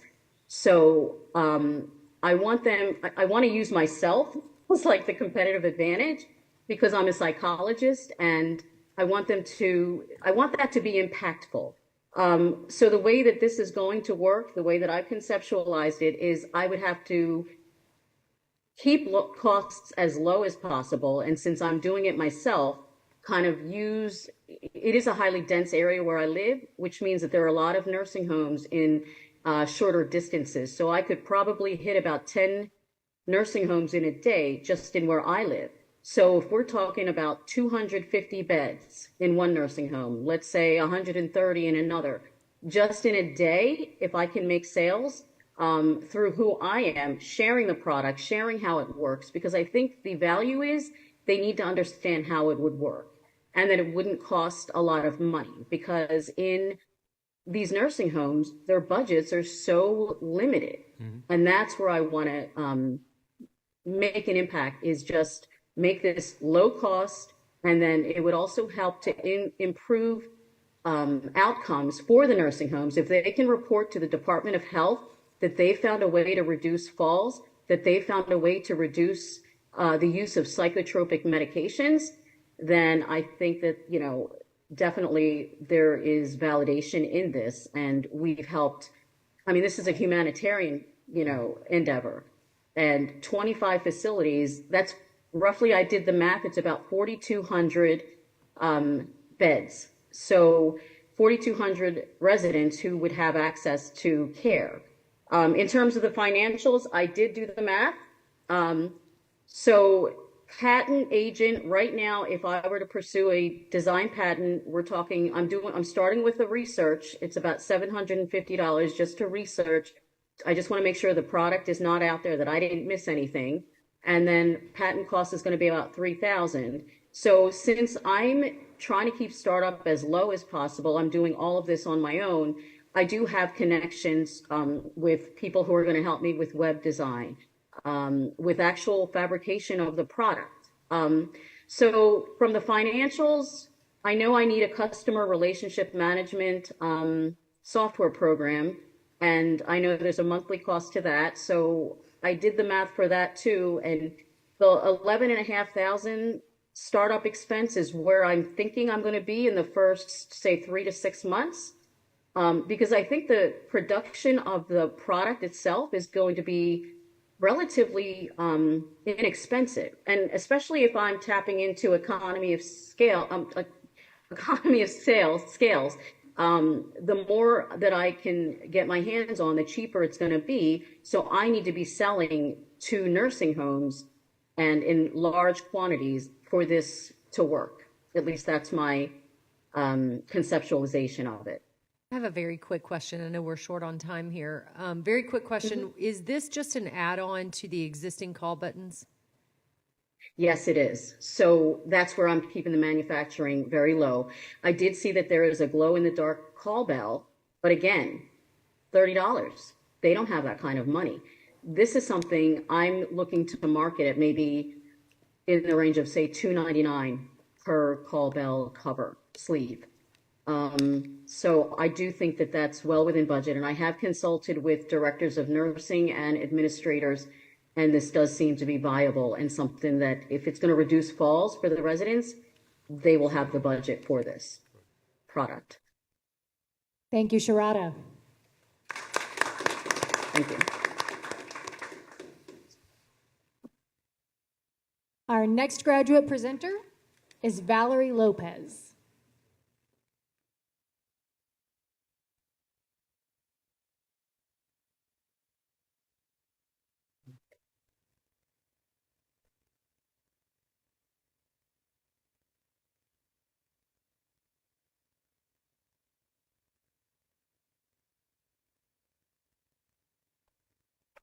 Good morning. My name is Valerie Lopez. I live in Paradise, Utah with my husband and 4 kids. I am founder of Parenting Innovations, where we develop innovative solutions for parents on the go. I am the inventor of My Cart Buddy, a unique supportive cushion and restraint used for children in shopping carts. I'm an LSU MBA student with a concentration in accounting. When I was a young mom of 3 boys, I had a tough time taking my kids grocery shopping when they were very little because they were so uncomfortable and lacked the strength to sit up in the shopping cart seat. I was motivated to design a working prototype that provides cushion protection, safety, and comfortable restraint within the shopping cart. I patented my invention, then trademarked My Cart Buddy. I have sourced all the materials and developed a website. In the next few slides, I will demonstrate the competitive advantage that my product will have in the baby carrier market. The problem with baby carriers in the market today is that as a baby grows, it becomes uncomfortable for both the child and the parent to carry. By the time my oldest son was 3 months old, he was tired of being confined to the baby carrier, and I was hurting my back and shoulders every time I carried him around. But the transition to the shopping cart covers available was several months away for his age. There was nothing that was usable and adaptable enough to support an infant who lacked the strength to sit up. And safety is a big issue for me, a feature that was not present in models sold at stores. I designed My Cart Buddy with a wide belt adjustable to any size tummy by strategic placement of large strips of Velcro so that a baby with weak torso strength could be comfortably supported in the shopping cart and be able to look around and enjoy and interact with his environment. The double pair of nylon straps can be used in several ways to secure the child to the cart, providing both attachment and support. The bottom cushion is flexible to fit in any size cart seat, and the upper cushion has a semi-flexible plastic insert that both contributes to keeping the younger child upright and limits the older child's ability to extend over the back of the metal shopping cart seat. The competition is represented by such companies as Munchkin and their Brika Go Shop cover. This model retails for about $40 on Amazon. It offers limited torso support, cushion protection, and safety features. Love & Go brand markets their Soft Pillow 2-in-1 shopping cart cover, which includes a waist pillow that is inserted in the seat area, but age range is still limited, and the safety and restraint features are lacking. This retails for about $35 on Amazon and Walmart.com.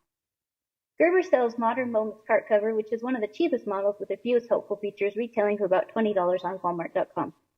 My Cart Buddy stands out in usability by age range and increased safety and comfort features.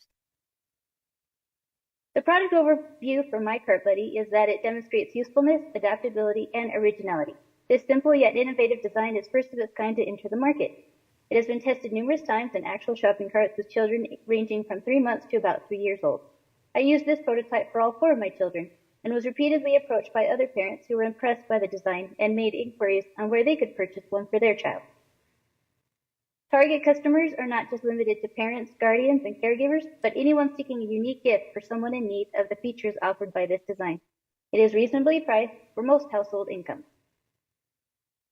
Shopping cart covers have not changed significantly in usefulness or adaptability in decades. There is nothing like this model currently on the market. In addition to the quality and marketability of my product, I am also applying more than 20 years of business ownership experience to start this new endeavor. The unique value proposition that Parenting Innovations has to offer is the secured patent and trademark of My Cart Buddy. The information for the U.S. patent is provided here. A market overview reveals that the U.S. baby carrier market size in 2018 was $6.3 billion, where 51% of this market was composed of buckle products. Future projections of the baby carrier market size show steady growth. I plan to outsource manufacturing in Mexico or overseas. I determined that by purchasing at least 1,000 units at a time, I could reduce the per unit cost to less than $20. I plan to initiate an advertising campaign via social media. Sales and promotion would be expanded through search engine optimization. The website currently demonstrates the easy-to-use design of My Cart Buddy and would be upgraded to handle e-commerce. Online sales would go for about $49.99 each, and to baby boutiques for about $31 each to allow for a 60% markup. The goal of Parenting Innovations is to create a more convenient and enjoyable childcare by providing solutions to common parenting dilemmas. I plan to give back to the community by donating 10% of profits to worthwhile causes that impact struggling parents, women's shelters, and children in need. The first marketing strategy would be to initiate a campaign via social media. The second marketing endeavor would be to establish a functional e-commerce website with search engine optimization and to sell my products through Shopify and Amazon. Finally, I would establish a database of baby boutiques to engage in direct personal sales.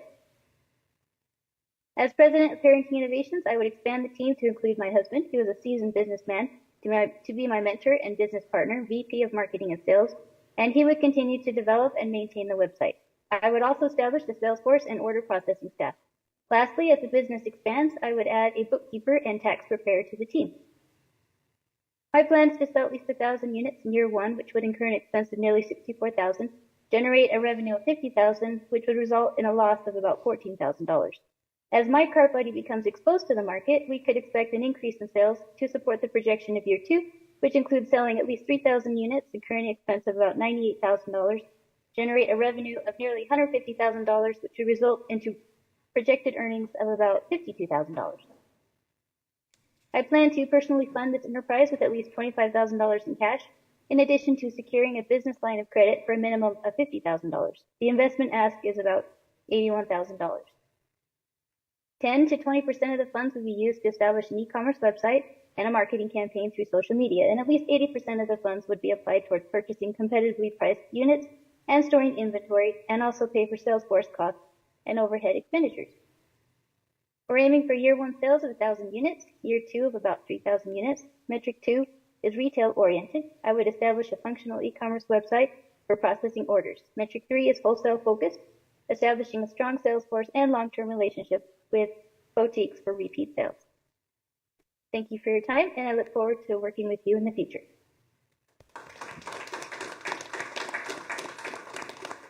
Hey, Valerie, I'm going to jump right in there. So do you currently have any sales? Nope, I don't have any sales. Okay, so then I want to go back to your use of funds. So it said to purchase competitively priced products. I might be misunderstanding, but does that mean you're going to help me understand what your use of funds is? Oh, that just means that I'm purchasing the units from the manufacturing either overseas or in Mexico. That's what I meant by that. Got it. Yeah. Okay. All right. Thank you. As the father of 4 and the grandfather of 9, your idea is long overdue. I'm curious, my youngest daughter has twins. Could you adopt this product where you could put 2 kids in it in the shopping cart versus 1? Oh, you could probably, it's just a matter of expanding the width of it. It would work, but you could actually buy 2 if you're shopping at Costco, because we actually have 2 places that you can put your kids. So it would already work if you purchased 2, but as far as expanding it, that's just a simple matter of literally expanding the seat base to make it work. And your sales primarily initially online, but then eventually expand like to Babies R Us and other stores? More like specialty boutiques, kind of the smaller units. We didn't want to go too big too fast because there's, it's kind of competitive getting on the shelf. And like say a Target or Walmart or even Toys R Us. And so we'd probably be like smaller online boutiques or retail stores that are specific for baby boutique, kind of specialized.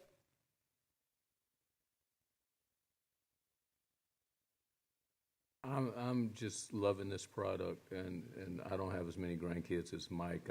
I just got one that just came in the world, so there's a great one, great use for the product. But at some point, starting out at boutiques, do you see yourself ever expanding to the box stores, to the so you can scale? I would actually. I'd like to achieve economies of scale. I just figured if we started, I think my husband's pretty good with. We currently have a business right now, and he created the website, and we generate national sales with our business, which is separate from this. And so I have more confidence in that than I do the baby boutique. But I think once it gets hit the ground running, I think we could approach even bigger stores like Walmart or Target. It's just when starting off, they eat into your profit margin and they have like really huge requirements, like insurance coverage, and they're pretty demanding. So I figured we'd start with the sales in online and boutiques first. I get it. Great job. Thank you. Thank you, Valerie.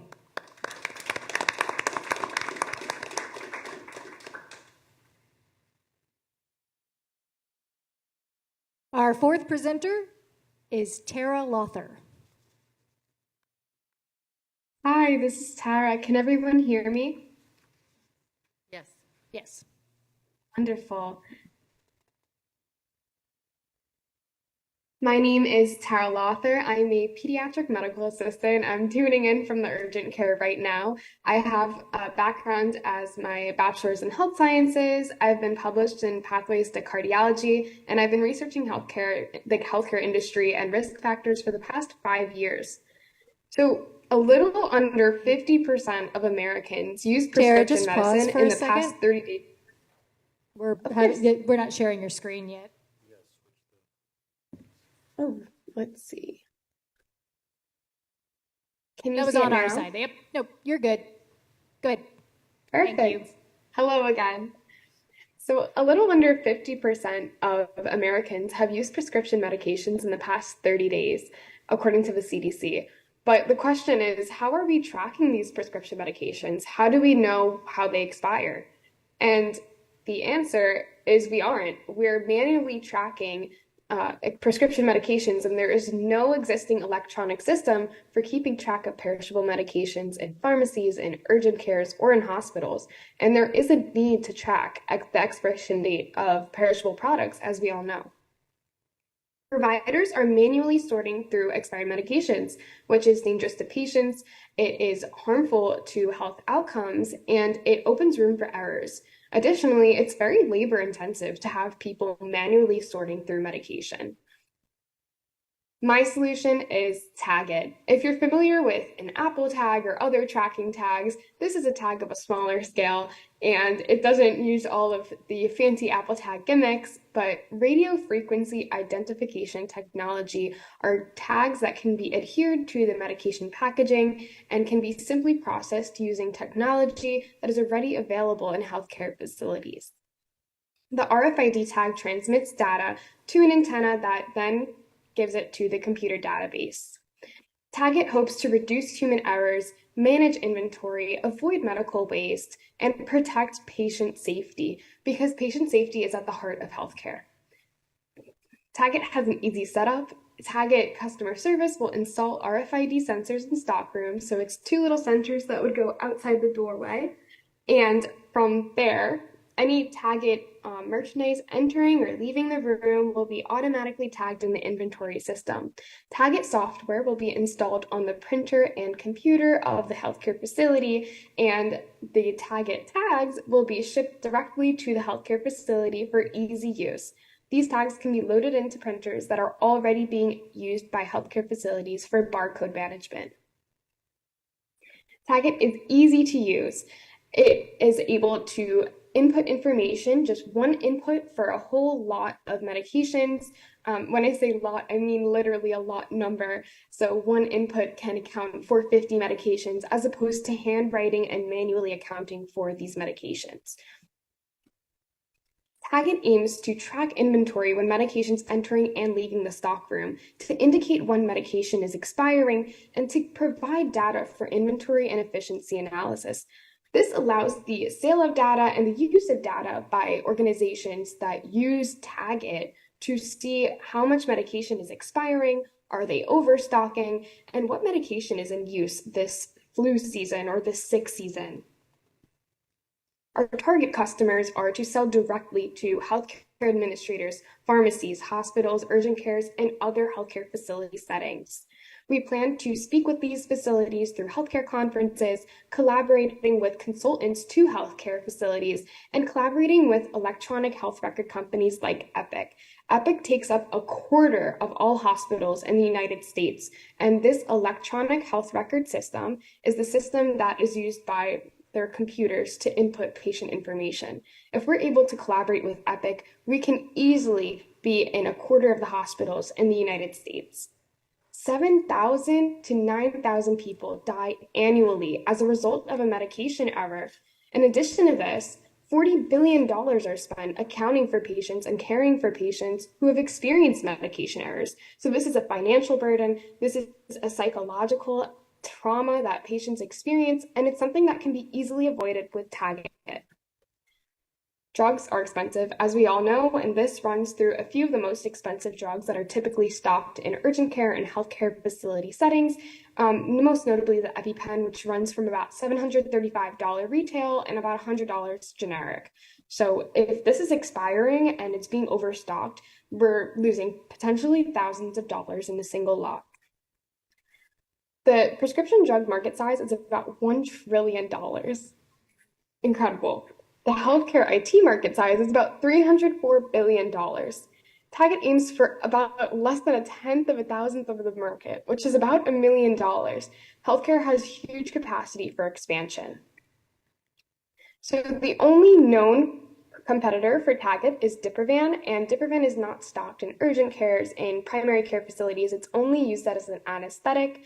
Diprivan uses RFID technology to track their expiration dates, and it goes directly to the inventory of the actual medication producer, not the facility. So it does track expiration dates, but it is not interoperable with EHR. It can't provide custom information, and internal facilities can't use this technology to track their medications. So Diprivan is not a direct competitor of Target. In fact, Target is the first technology of its kind.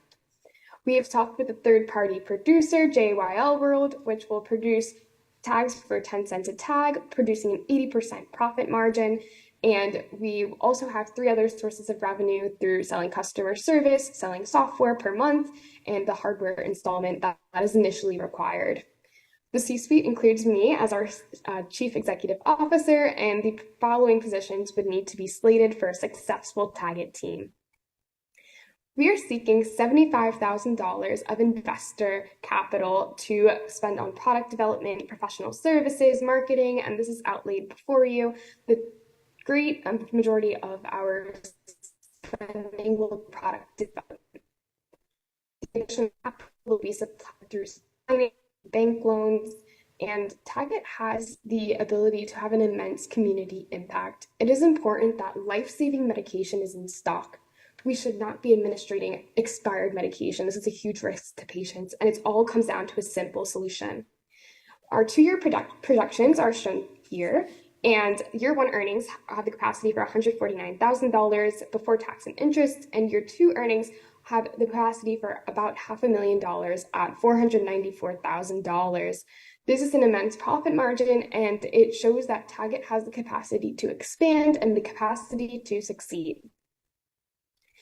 Target hopes to reach about 15 healthcare facilities in year 1 and an additional amount in year 2, and our primary goal is to achieve 0% rate of expired medication administration. RFID tags can expand into other areas should Target be successful in this space, and it will. So it's important to consider the opportunities for expansion into using Target to track other supplies. Thank you for your time, your consideration, and your ears, and I open the floor to any questions you may have.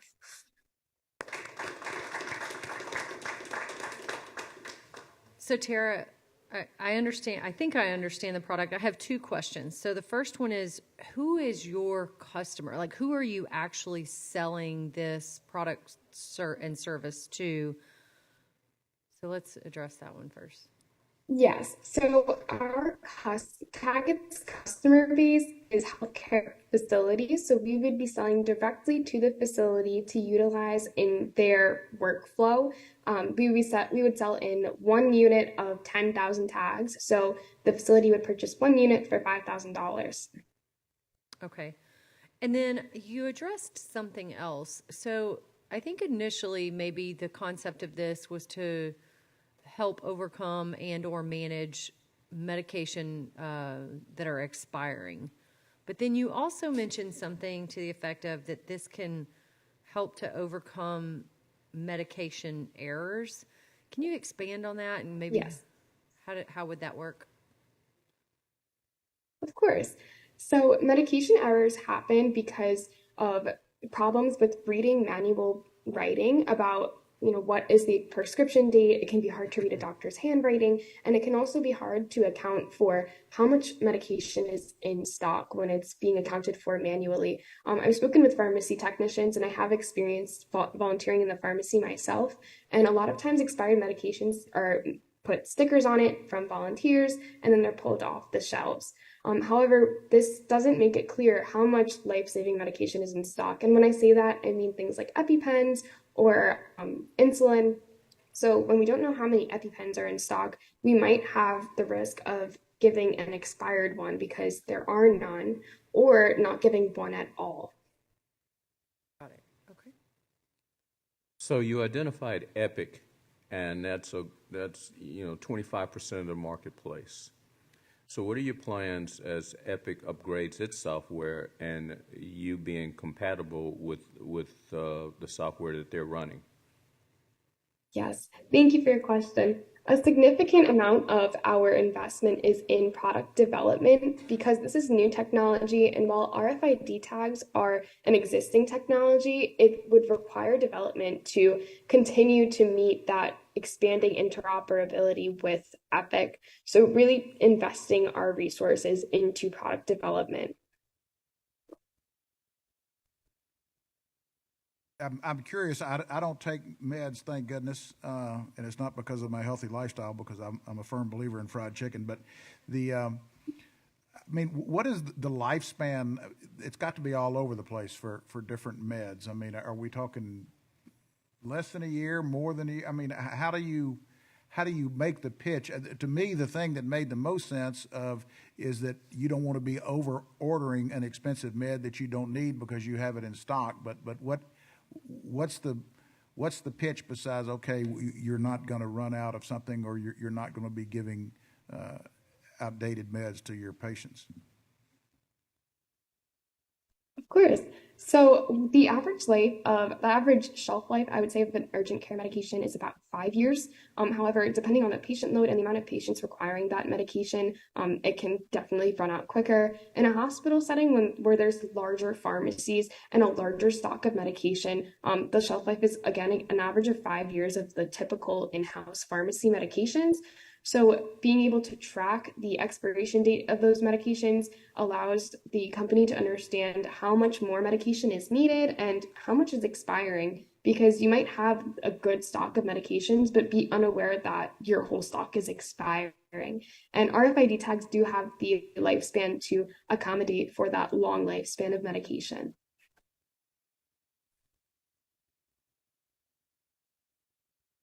Thank you, Tara.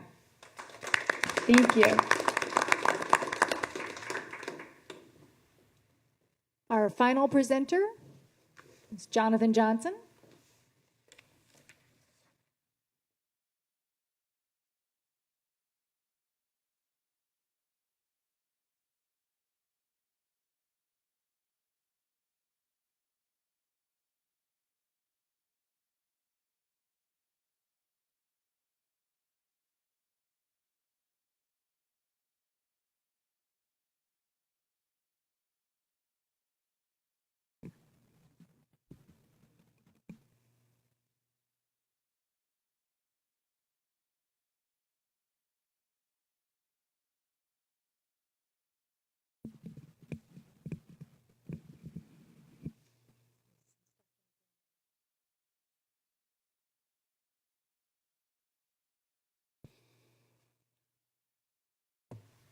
All right, good morning, everyone. My name is Jonathan Johnson. I'm the founder and head coach of Limitless Perspectives Coaching. We are a coaching service based out of Northern Virginia, and we are focused on helping all of our coachees unlock their limitless potentials. We specialize in working with high-commission sales professionals and leadership teams in those industries where consistency in turning profits and improving metrics are critical. Our aim is to be known for helping our coachees achieve success in a way that feels authentic, allowing them to feel truly fulfilled in all of their achievements. We're helping our coachees conquer areas in life where they feel stagnant or unfulfilled. Social media is a beautiful tool for helping us connect with people. It's also great for helping us create unrealistic expectations of what our lives should look like. This lends space for things like limiting beliefs and imposter syndrome to set in. Even winners have difficulties identifying new opportunities to be successful. This lends perfect space for them to question their very capabilities and qualifications. With all three of those factors in play, there's no question why things like burnout are so prevalent in today's workplace. Our solution is very simple. Through strategic, focused, and intentional conversations, we sit down with our coachees and their organizations to identify the needs. We venture in exploration and reflection with our coachees and venture with them towards the goals that they've identified. Limitless Perspectives delivers a laser-focused coaching model where we create the space for our coachees to shift their perspectives and identify their solutions quickly. This creates a long-lasting impact and empowerment as they come to these solutions on their own. To do so, we meet 3 times a week. And 2 of those meetings consist of what we call check-in and recap calls. During the check-in call, this happens at the beginning of the day, where we sit in exploration to discover the what, the how, the who, and you, to strategize a plan for the day. The recap call happens at the end, and we pretty much look at how well you did with that plan.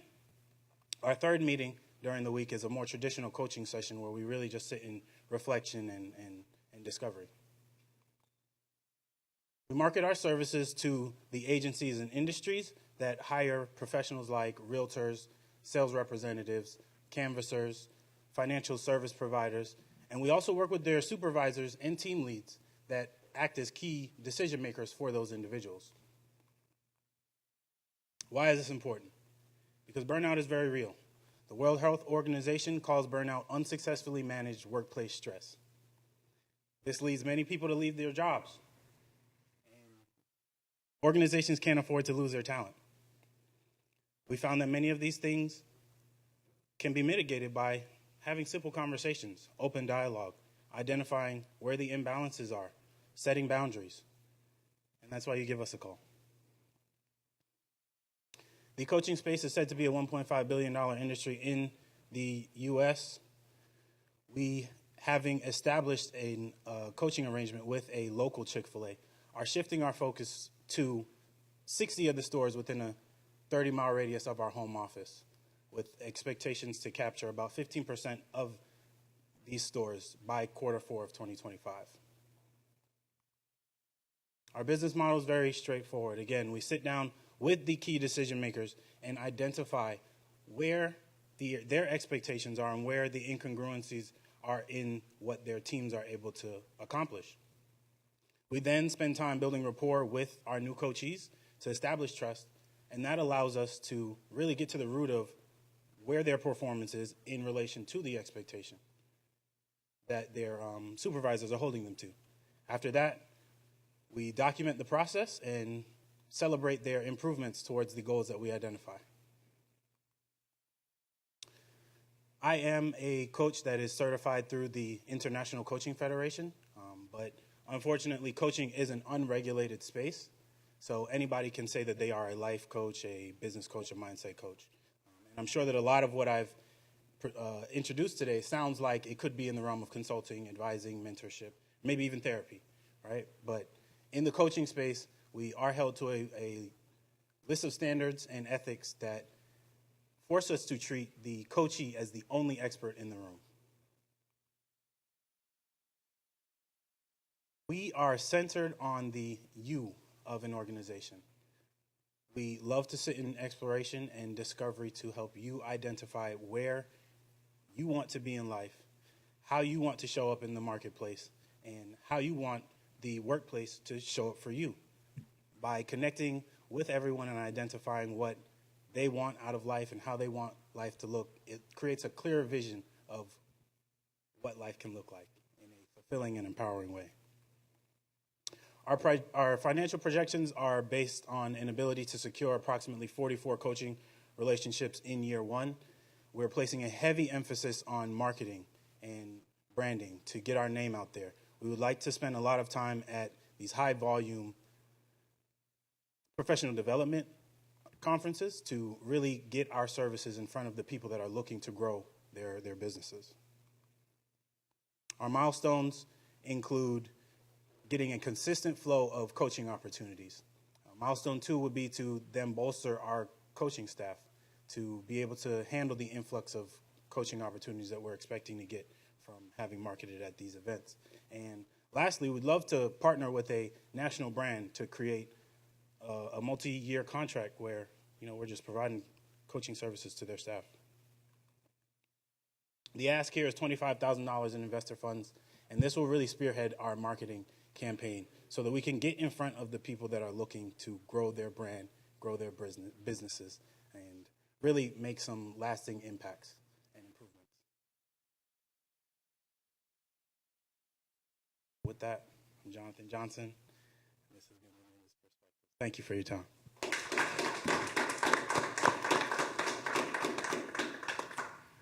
Jonathan, two quick questions. The first, you said you were a certified coach. Who certifies you? The International Coaching Federation, sir. They're the governing body that has established a form of standards and ethics for coaching. Gotcha. And my second question is, if the world was run like Chick-fil-A, we would all be better off.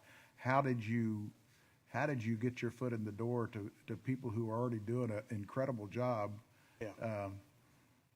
Boy, if you could get the Chick-fil-A stamp of approval, man, you're gone. Yeah. As I said, my bread and butter is connecting with people. This has been a long span of time, and I just, through intentional conversations and just relationship building, I was afforded the opportunity to work with them. So I have a newfound appreciation for the fast food industry. There's a lot that goes on between the how can I help you and are you sure that you don't want to upsize your fries? So, two quick questions. So, did you touch on your pricing model and how that works? No, ma'am. I guess I had it on the slides. Okay. But so we market our process to the agencies and organizations in these packages here. We bill out our coaching by the hour, and in these type of spaces and realms, we definitely look to establish multi-month agreements to ensure that, almost like a retainer fee. Gotcha. Ensure that, A, you've given me a fair chance to work with your people over time and to allow time to do its thing so that you can come to your goals. So, are you currently generating revenue? I am. Okay, gotcha.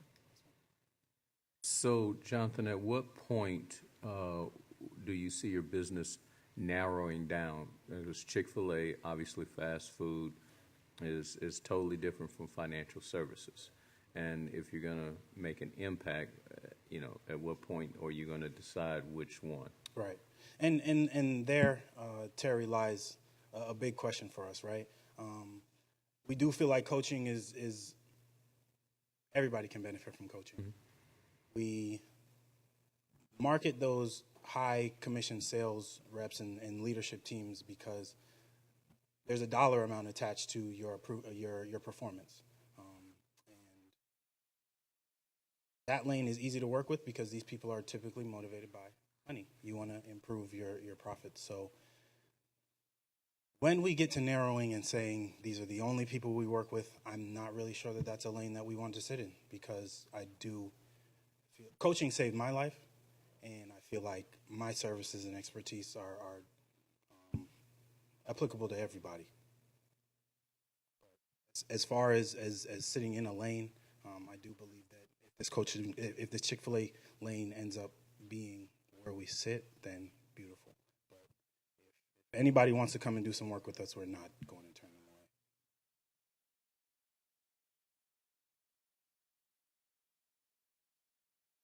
All right. Thank you for your time.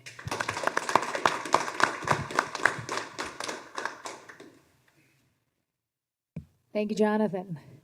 At this time, We will have the judges retire to deliberate their scoring. We will have our finalists do a 1-minute pitch while the judges are doing their scoring. Lee, I think, is going to escort the judges to their judging location. Basically, we're going to do 1-minute pitches that will summarize their content for anyone who wasn't able to be here for the entire set of presentations today.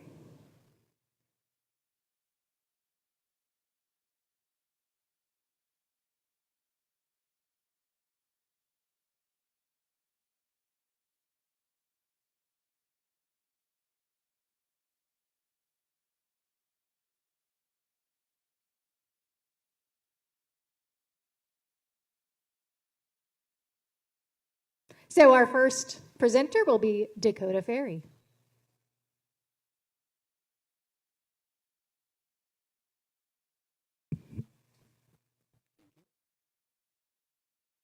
Hi again. My name is Dakota Ferry, and I presented on Can Graphene, my graphene manufacturing company. I plan on making graphene using a process that we already have patented, US 1061161B2, using plant-derived acid, and can make it cheaply, more so than other companies. We also plan on making applications for water purification, advanced composites, and other applications in myriad industrial fields. Thank you, Dakota.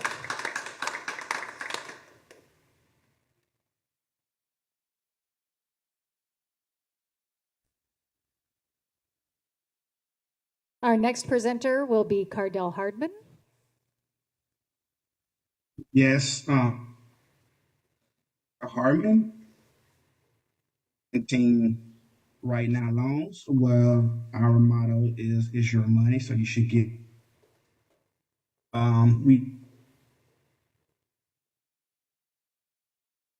We seem to be having a technical glitch there for Cardell. You guys to be a chance on the side of change. Our mission is to help others and creators. And we feel like right now in this current situation, learning that our country and a big part of our community can really from our business.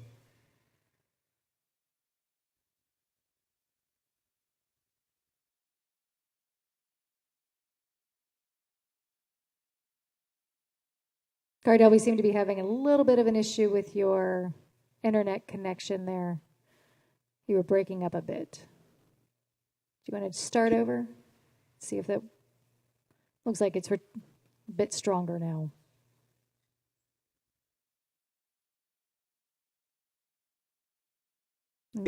Cardell Harmon here, offering you a chance to be on the side of change. It's something that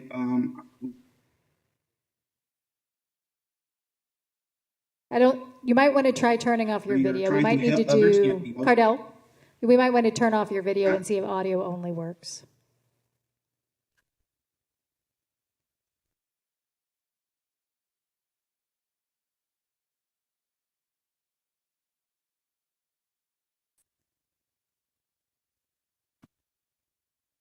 Can you hear me now? Yes.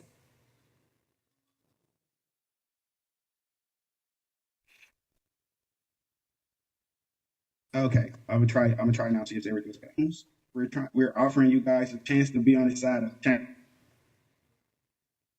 Instead of seeing my internet cable is unstable. We'll come back to Cardell.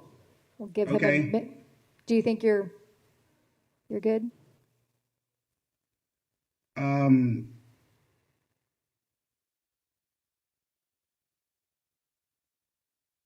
We can move to our next. I see it says my network.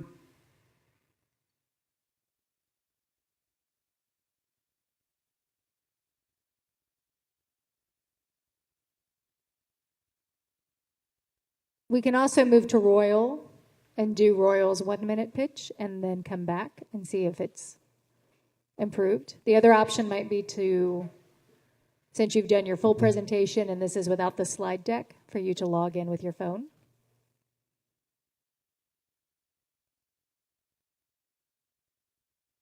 Is Royal ready? Log in with my phone. Okay, so let's go ahead and we'll move to Royals and give you a minute, Cardell, to work on your technical issue.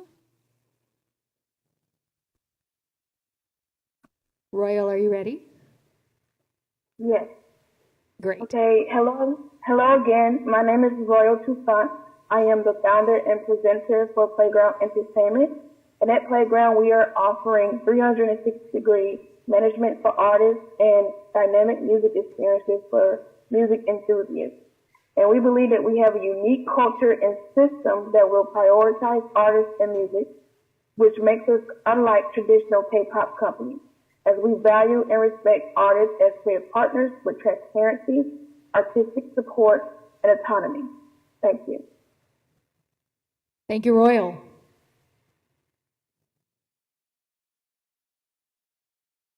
Cardell, are you back? Do we have a strong signal?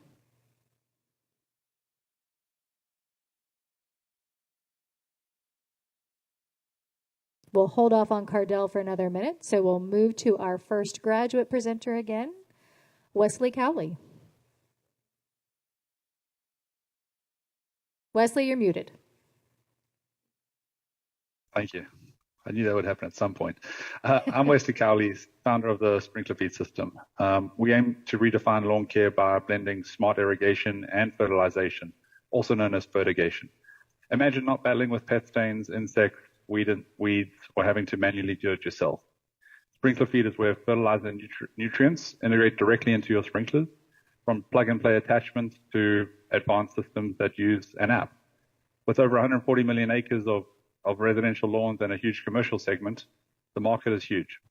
Unlike competitors, our technical superiority and ease of installation set us apart. And we'll be launching on Amazon initially and then scaling nationwide. With Sprinkler Feed, we're not just enhancing landscapes and improving property values, we're promoting a sustainable world. Thank you. Thank you, Wesley. Our next 1-minute pitch will be Sharada Damaraju.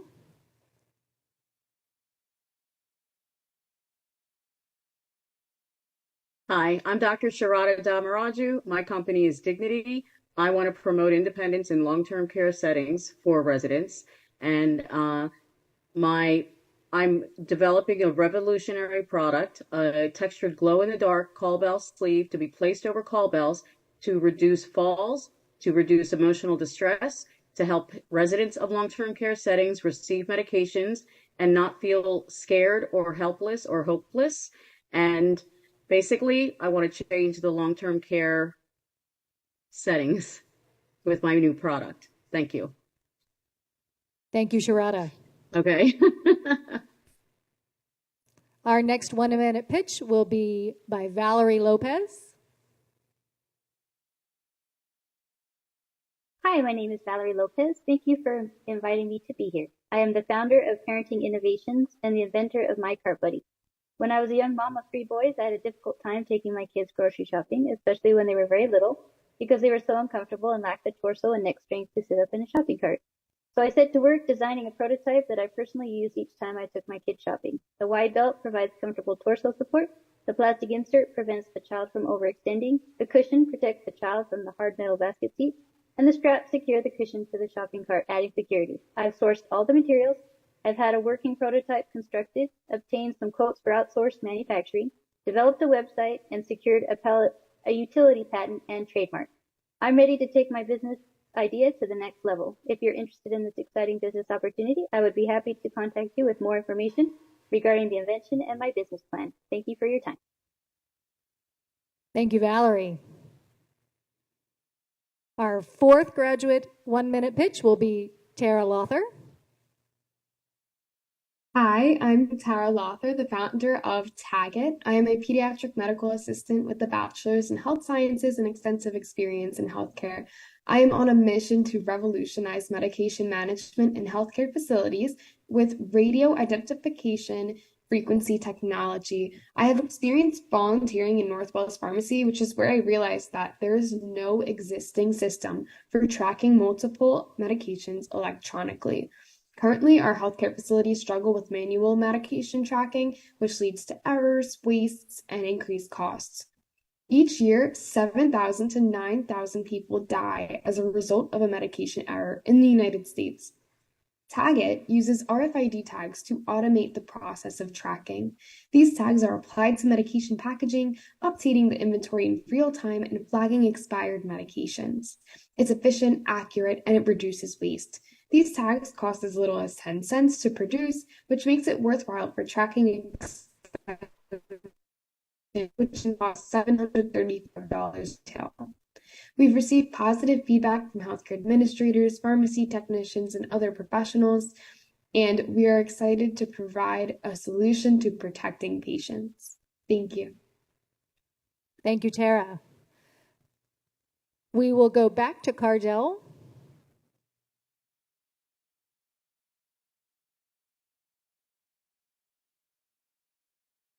Oh, Cardell logged off again. Okay, so we will go to our last graduate 1-minute pitch, Jonathan Johnson. Hi, everyone. I'm John Johnson. I am the head coach and founder of Limitless Perspectives.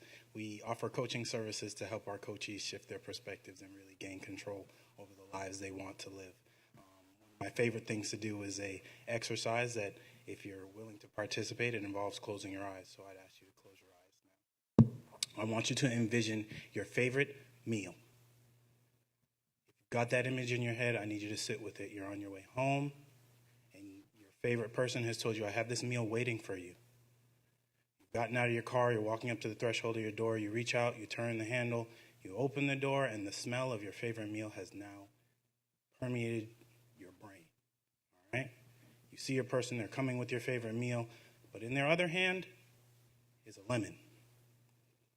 Say to you, before you can have a bite of this meal, I just need you to take a bite of this lemon. On 3, you're going to take a bite. 1, 2, 3, bite it. Beautiful. Open your eyes. That sensation you're feeling, that taste in your mouth right now, if I ask you, what did you eat? What's your likely response going to be? What did you actually eat? So if I can get you to experience this entire thing, you being in your car, walking up to your door, seeing all of that, then I can also help you see what life could look like, and what you could envision it looking like. So hope to sit in some exploration with y'all sometime soon. Thank you. Was anybody else imagining pot roast? For those of you that are on campus, we will do the awards in just a little bit, but we do have a luncheon that is pot roast. And so we will take a short break while the judges wrap up their final scoring. So we'll plan on about a 5-minute break. And if you have an opportunity, you can also visit the Knoll Memorial Archive if you've not been over there. The doors are open. But we will plan on convening back in about 5 minutes. Thank you.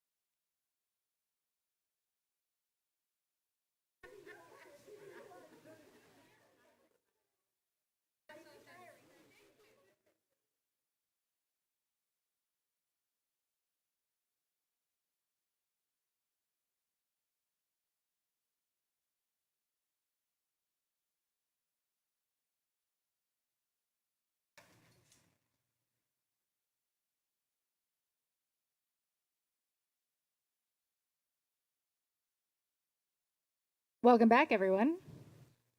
I'm going to ask Dr. McDaniel to come up here to help serve as my trusty assistant. Just making sure I know what I'm doing. Okay, again, thank you to everyone who came today to the presentations. Your presence here is really important. I want to specifically thank again our fantastic judges, Mike Woods, Julie Milam, Terry Moore, for taking time out of their busy schedules to come to LSUS and participate in this today. We have certificates for each of the judges. Dr. McDaniel will pass those out to you now. Had I caught them before they sat down, I might have asked them to individually come up and come get them. But we will ask them to come take a picture once we're all done. So, again, there are mentors. Several of them are not able to be here with us today. Some of them are, working professionals that are unable to be here. Others are in class. So we will recognize all of them, but also specifically ask those that are in the room to come up and get their certificate from Dr. McDaniel. So again, to start with EP Burgoyne, who is not able to be here today.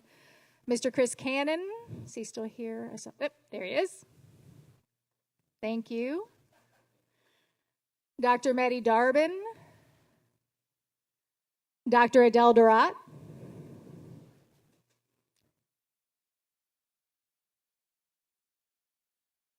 Dr. Stephanie Dunn,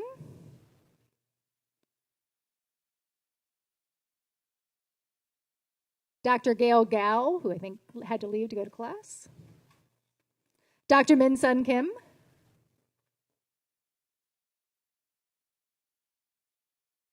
Dr. Imran Khan, Dr. Justin Lord, and Dr. McDaniel can give his certificate to himself. Again, the mentors are a really important part of this process, and so we thank all of them for taking their time to work one-on-one with these students.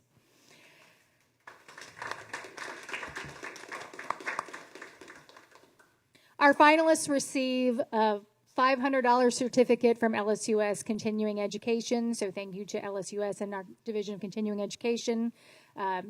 Lee Chambers will work with you on telling you how to take advantage of that. We have a breadth of courses that are available in human resources, marketing, management, analytics, nonprofit, and also things that aren't business related in case you're interested in any of those. We will have our second runner-up announced, and then our first runner-up, and then our winner in each division. So we will start with the undergraduate division and then move to the graduate division. So for the prizes, the second runner-up receives a cash prize of $500 in addition to the continuing education certificate, as well as services from EAP. Our second runner-up in the undergraduate division is Cardell Hardman, who is online. So thank you, Cardell, for participating. Okay. Yes. These classes, fantastic that we're prioritizing. Yes, wonderful. Our first runner-up receives a cash prize of $1,000, professional services from EAP, and again, the continuing education certificate. And our second runner-up is Royal Toussaint. Congratulations, Royal. Which means our Pilot Pitch Grand Prize winner for the undergraduate division is Dakota Ferry.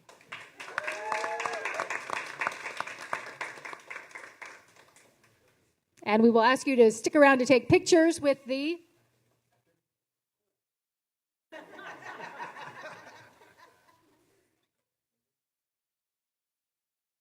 Thank you. For the graduate division, we have the same prizes. So again, it's the continuing education certificate, the varying cash prizes, and this professional services from EAP. So our second runner-up in the graduate division is Valerie Lopez.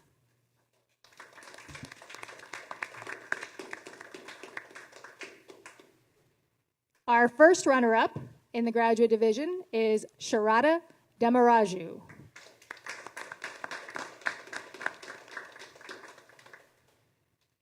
And our grand prize winner in the graduate division is Tara Lother.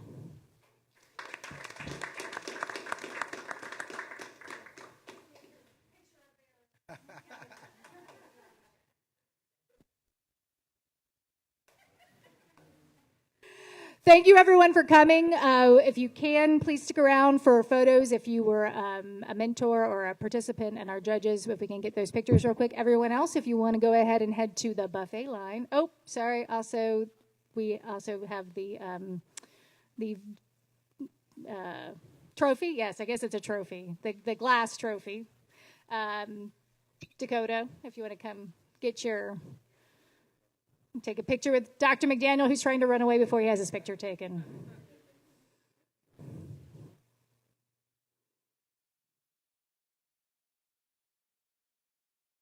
Thank you very much. Again, the buffet line is ready to go. It's a pot roast luncheon, and we will join you very shortly. Thank you.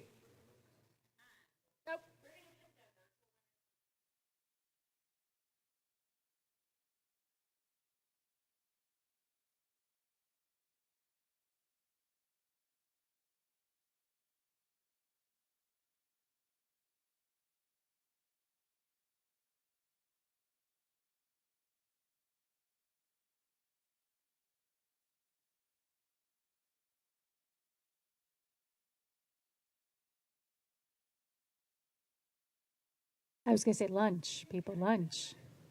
I've been smelling that pot roast for an hour now.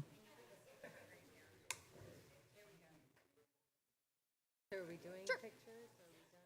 I gotta get a Dr. McDaniel, come hold the check up, please. But I'll tell you. Hey, and you know what? I want to tell you, when you talked about Frederick Smith. Yes. All right. You know, he presented it to UPS. Yes, that's a real. Yes, he did. Before Next Day Air started, and UPS told him it would never work. I know because I was a manager for UPS, and so then you had to go back in and try to play catch up on the very thing that dominated them was Next Day Air delivery. And I actually met him down in New Orleans. We sat down and had a conversation about the idea. I can tell you that when he was starting up FedEx, he went to Vegas one weekend to make payroll, and he managed to win. There's a lot. A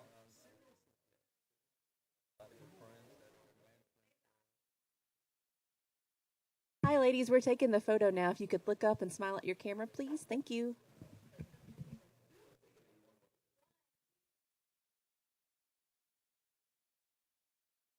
All right, we're done. You don't have to keep smiling.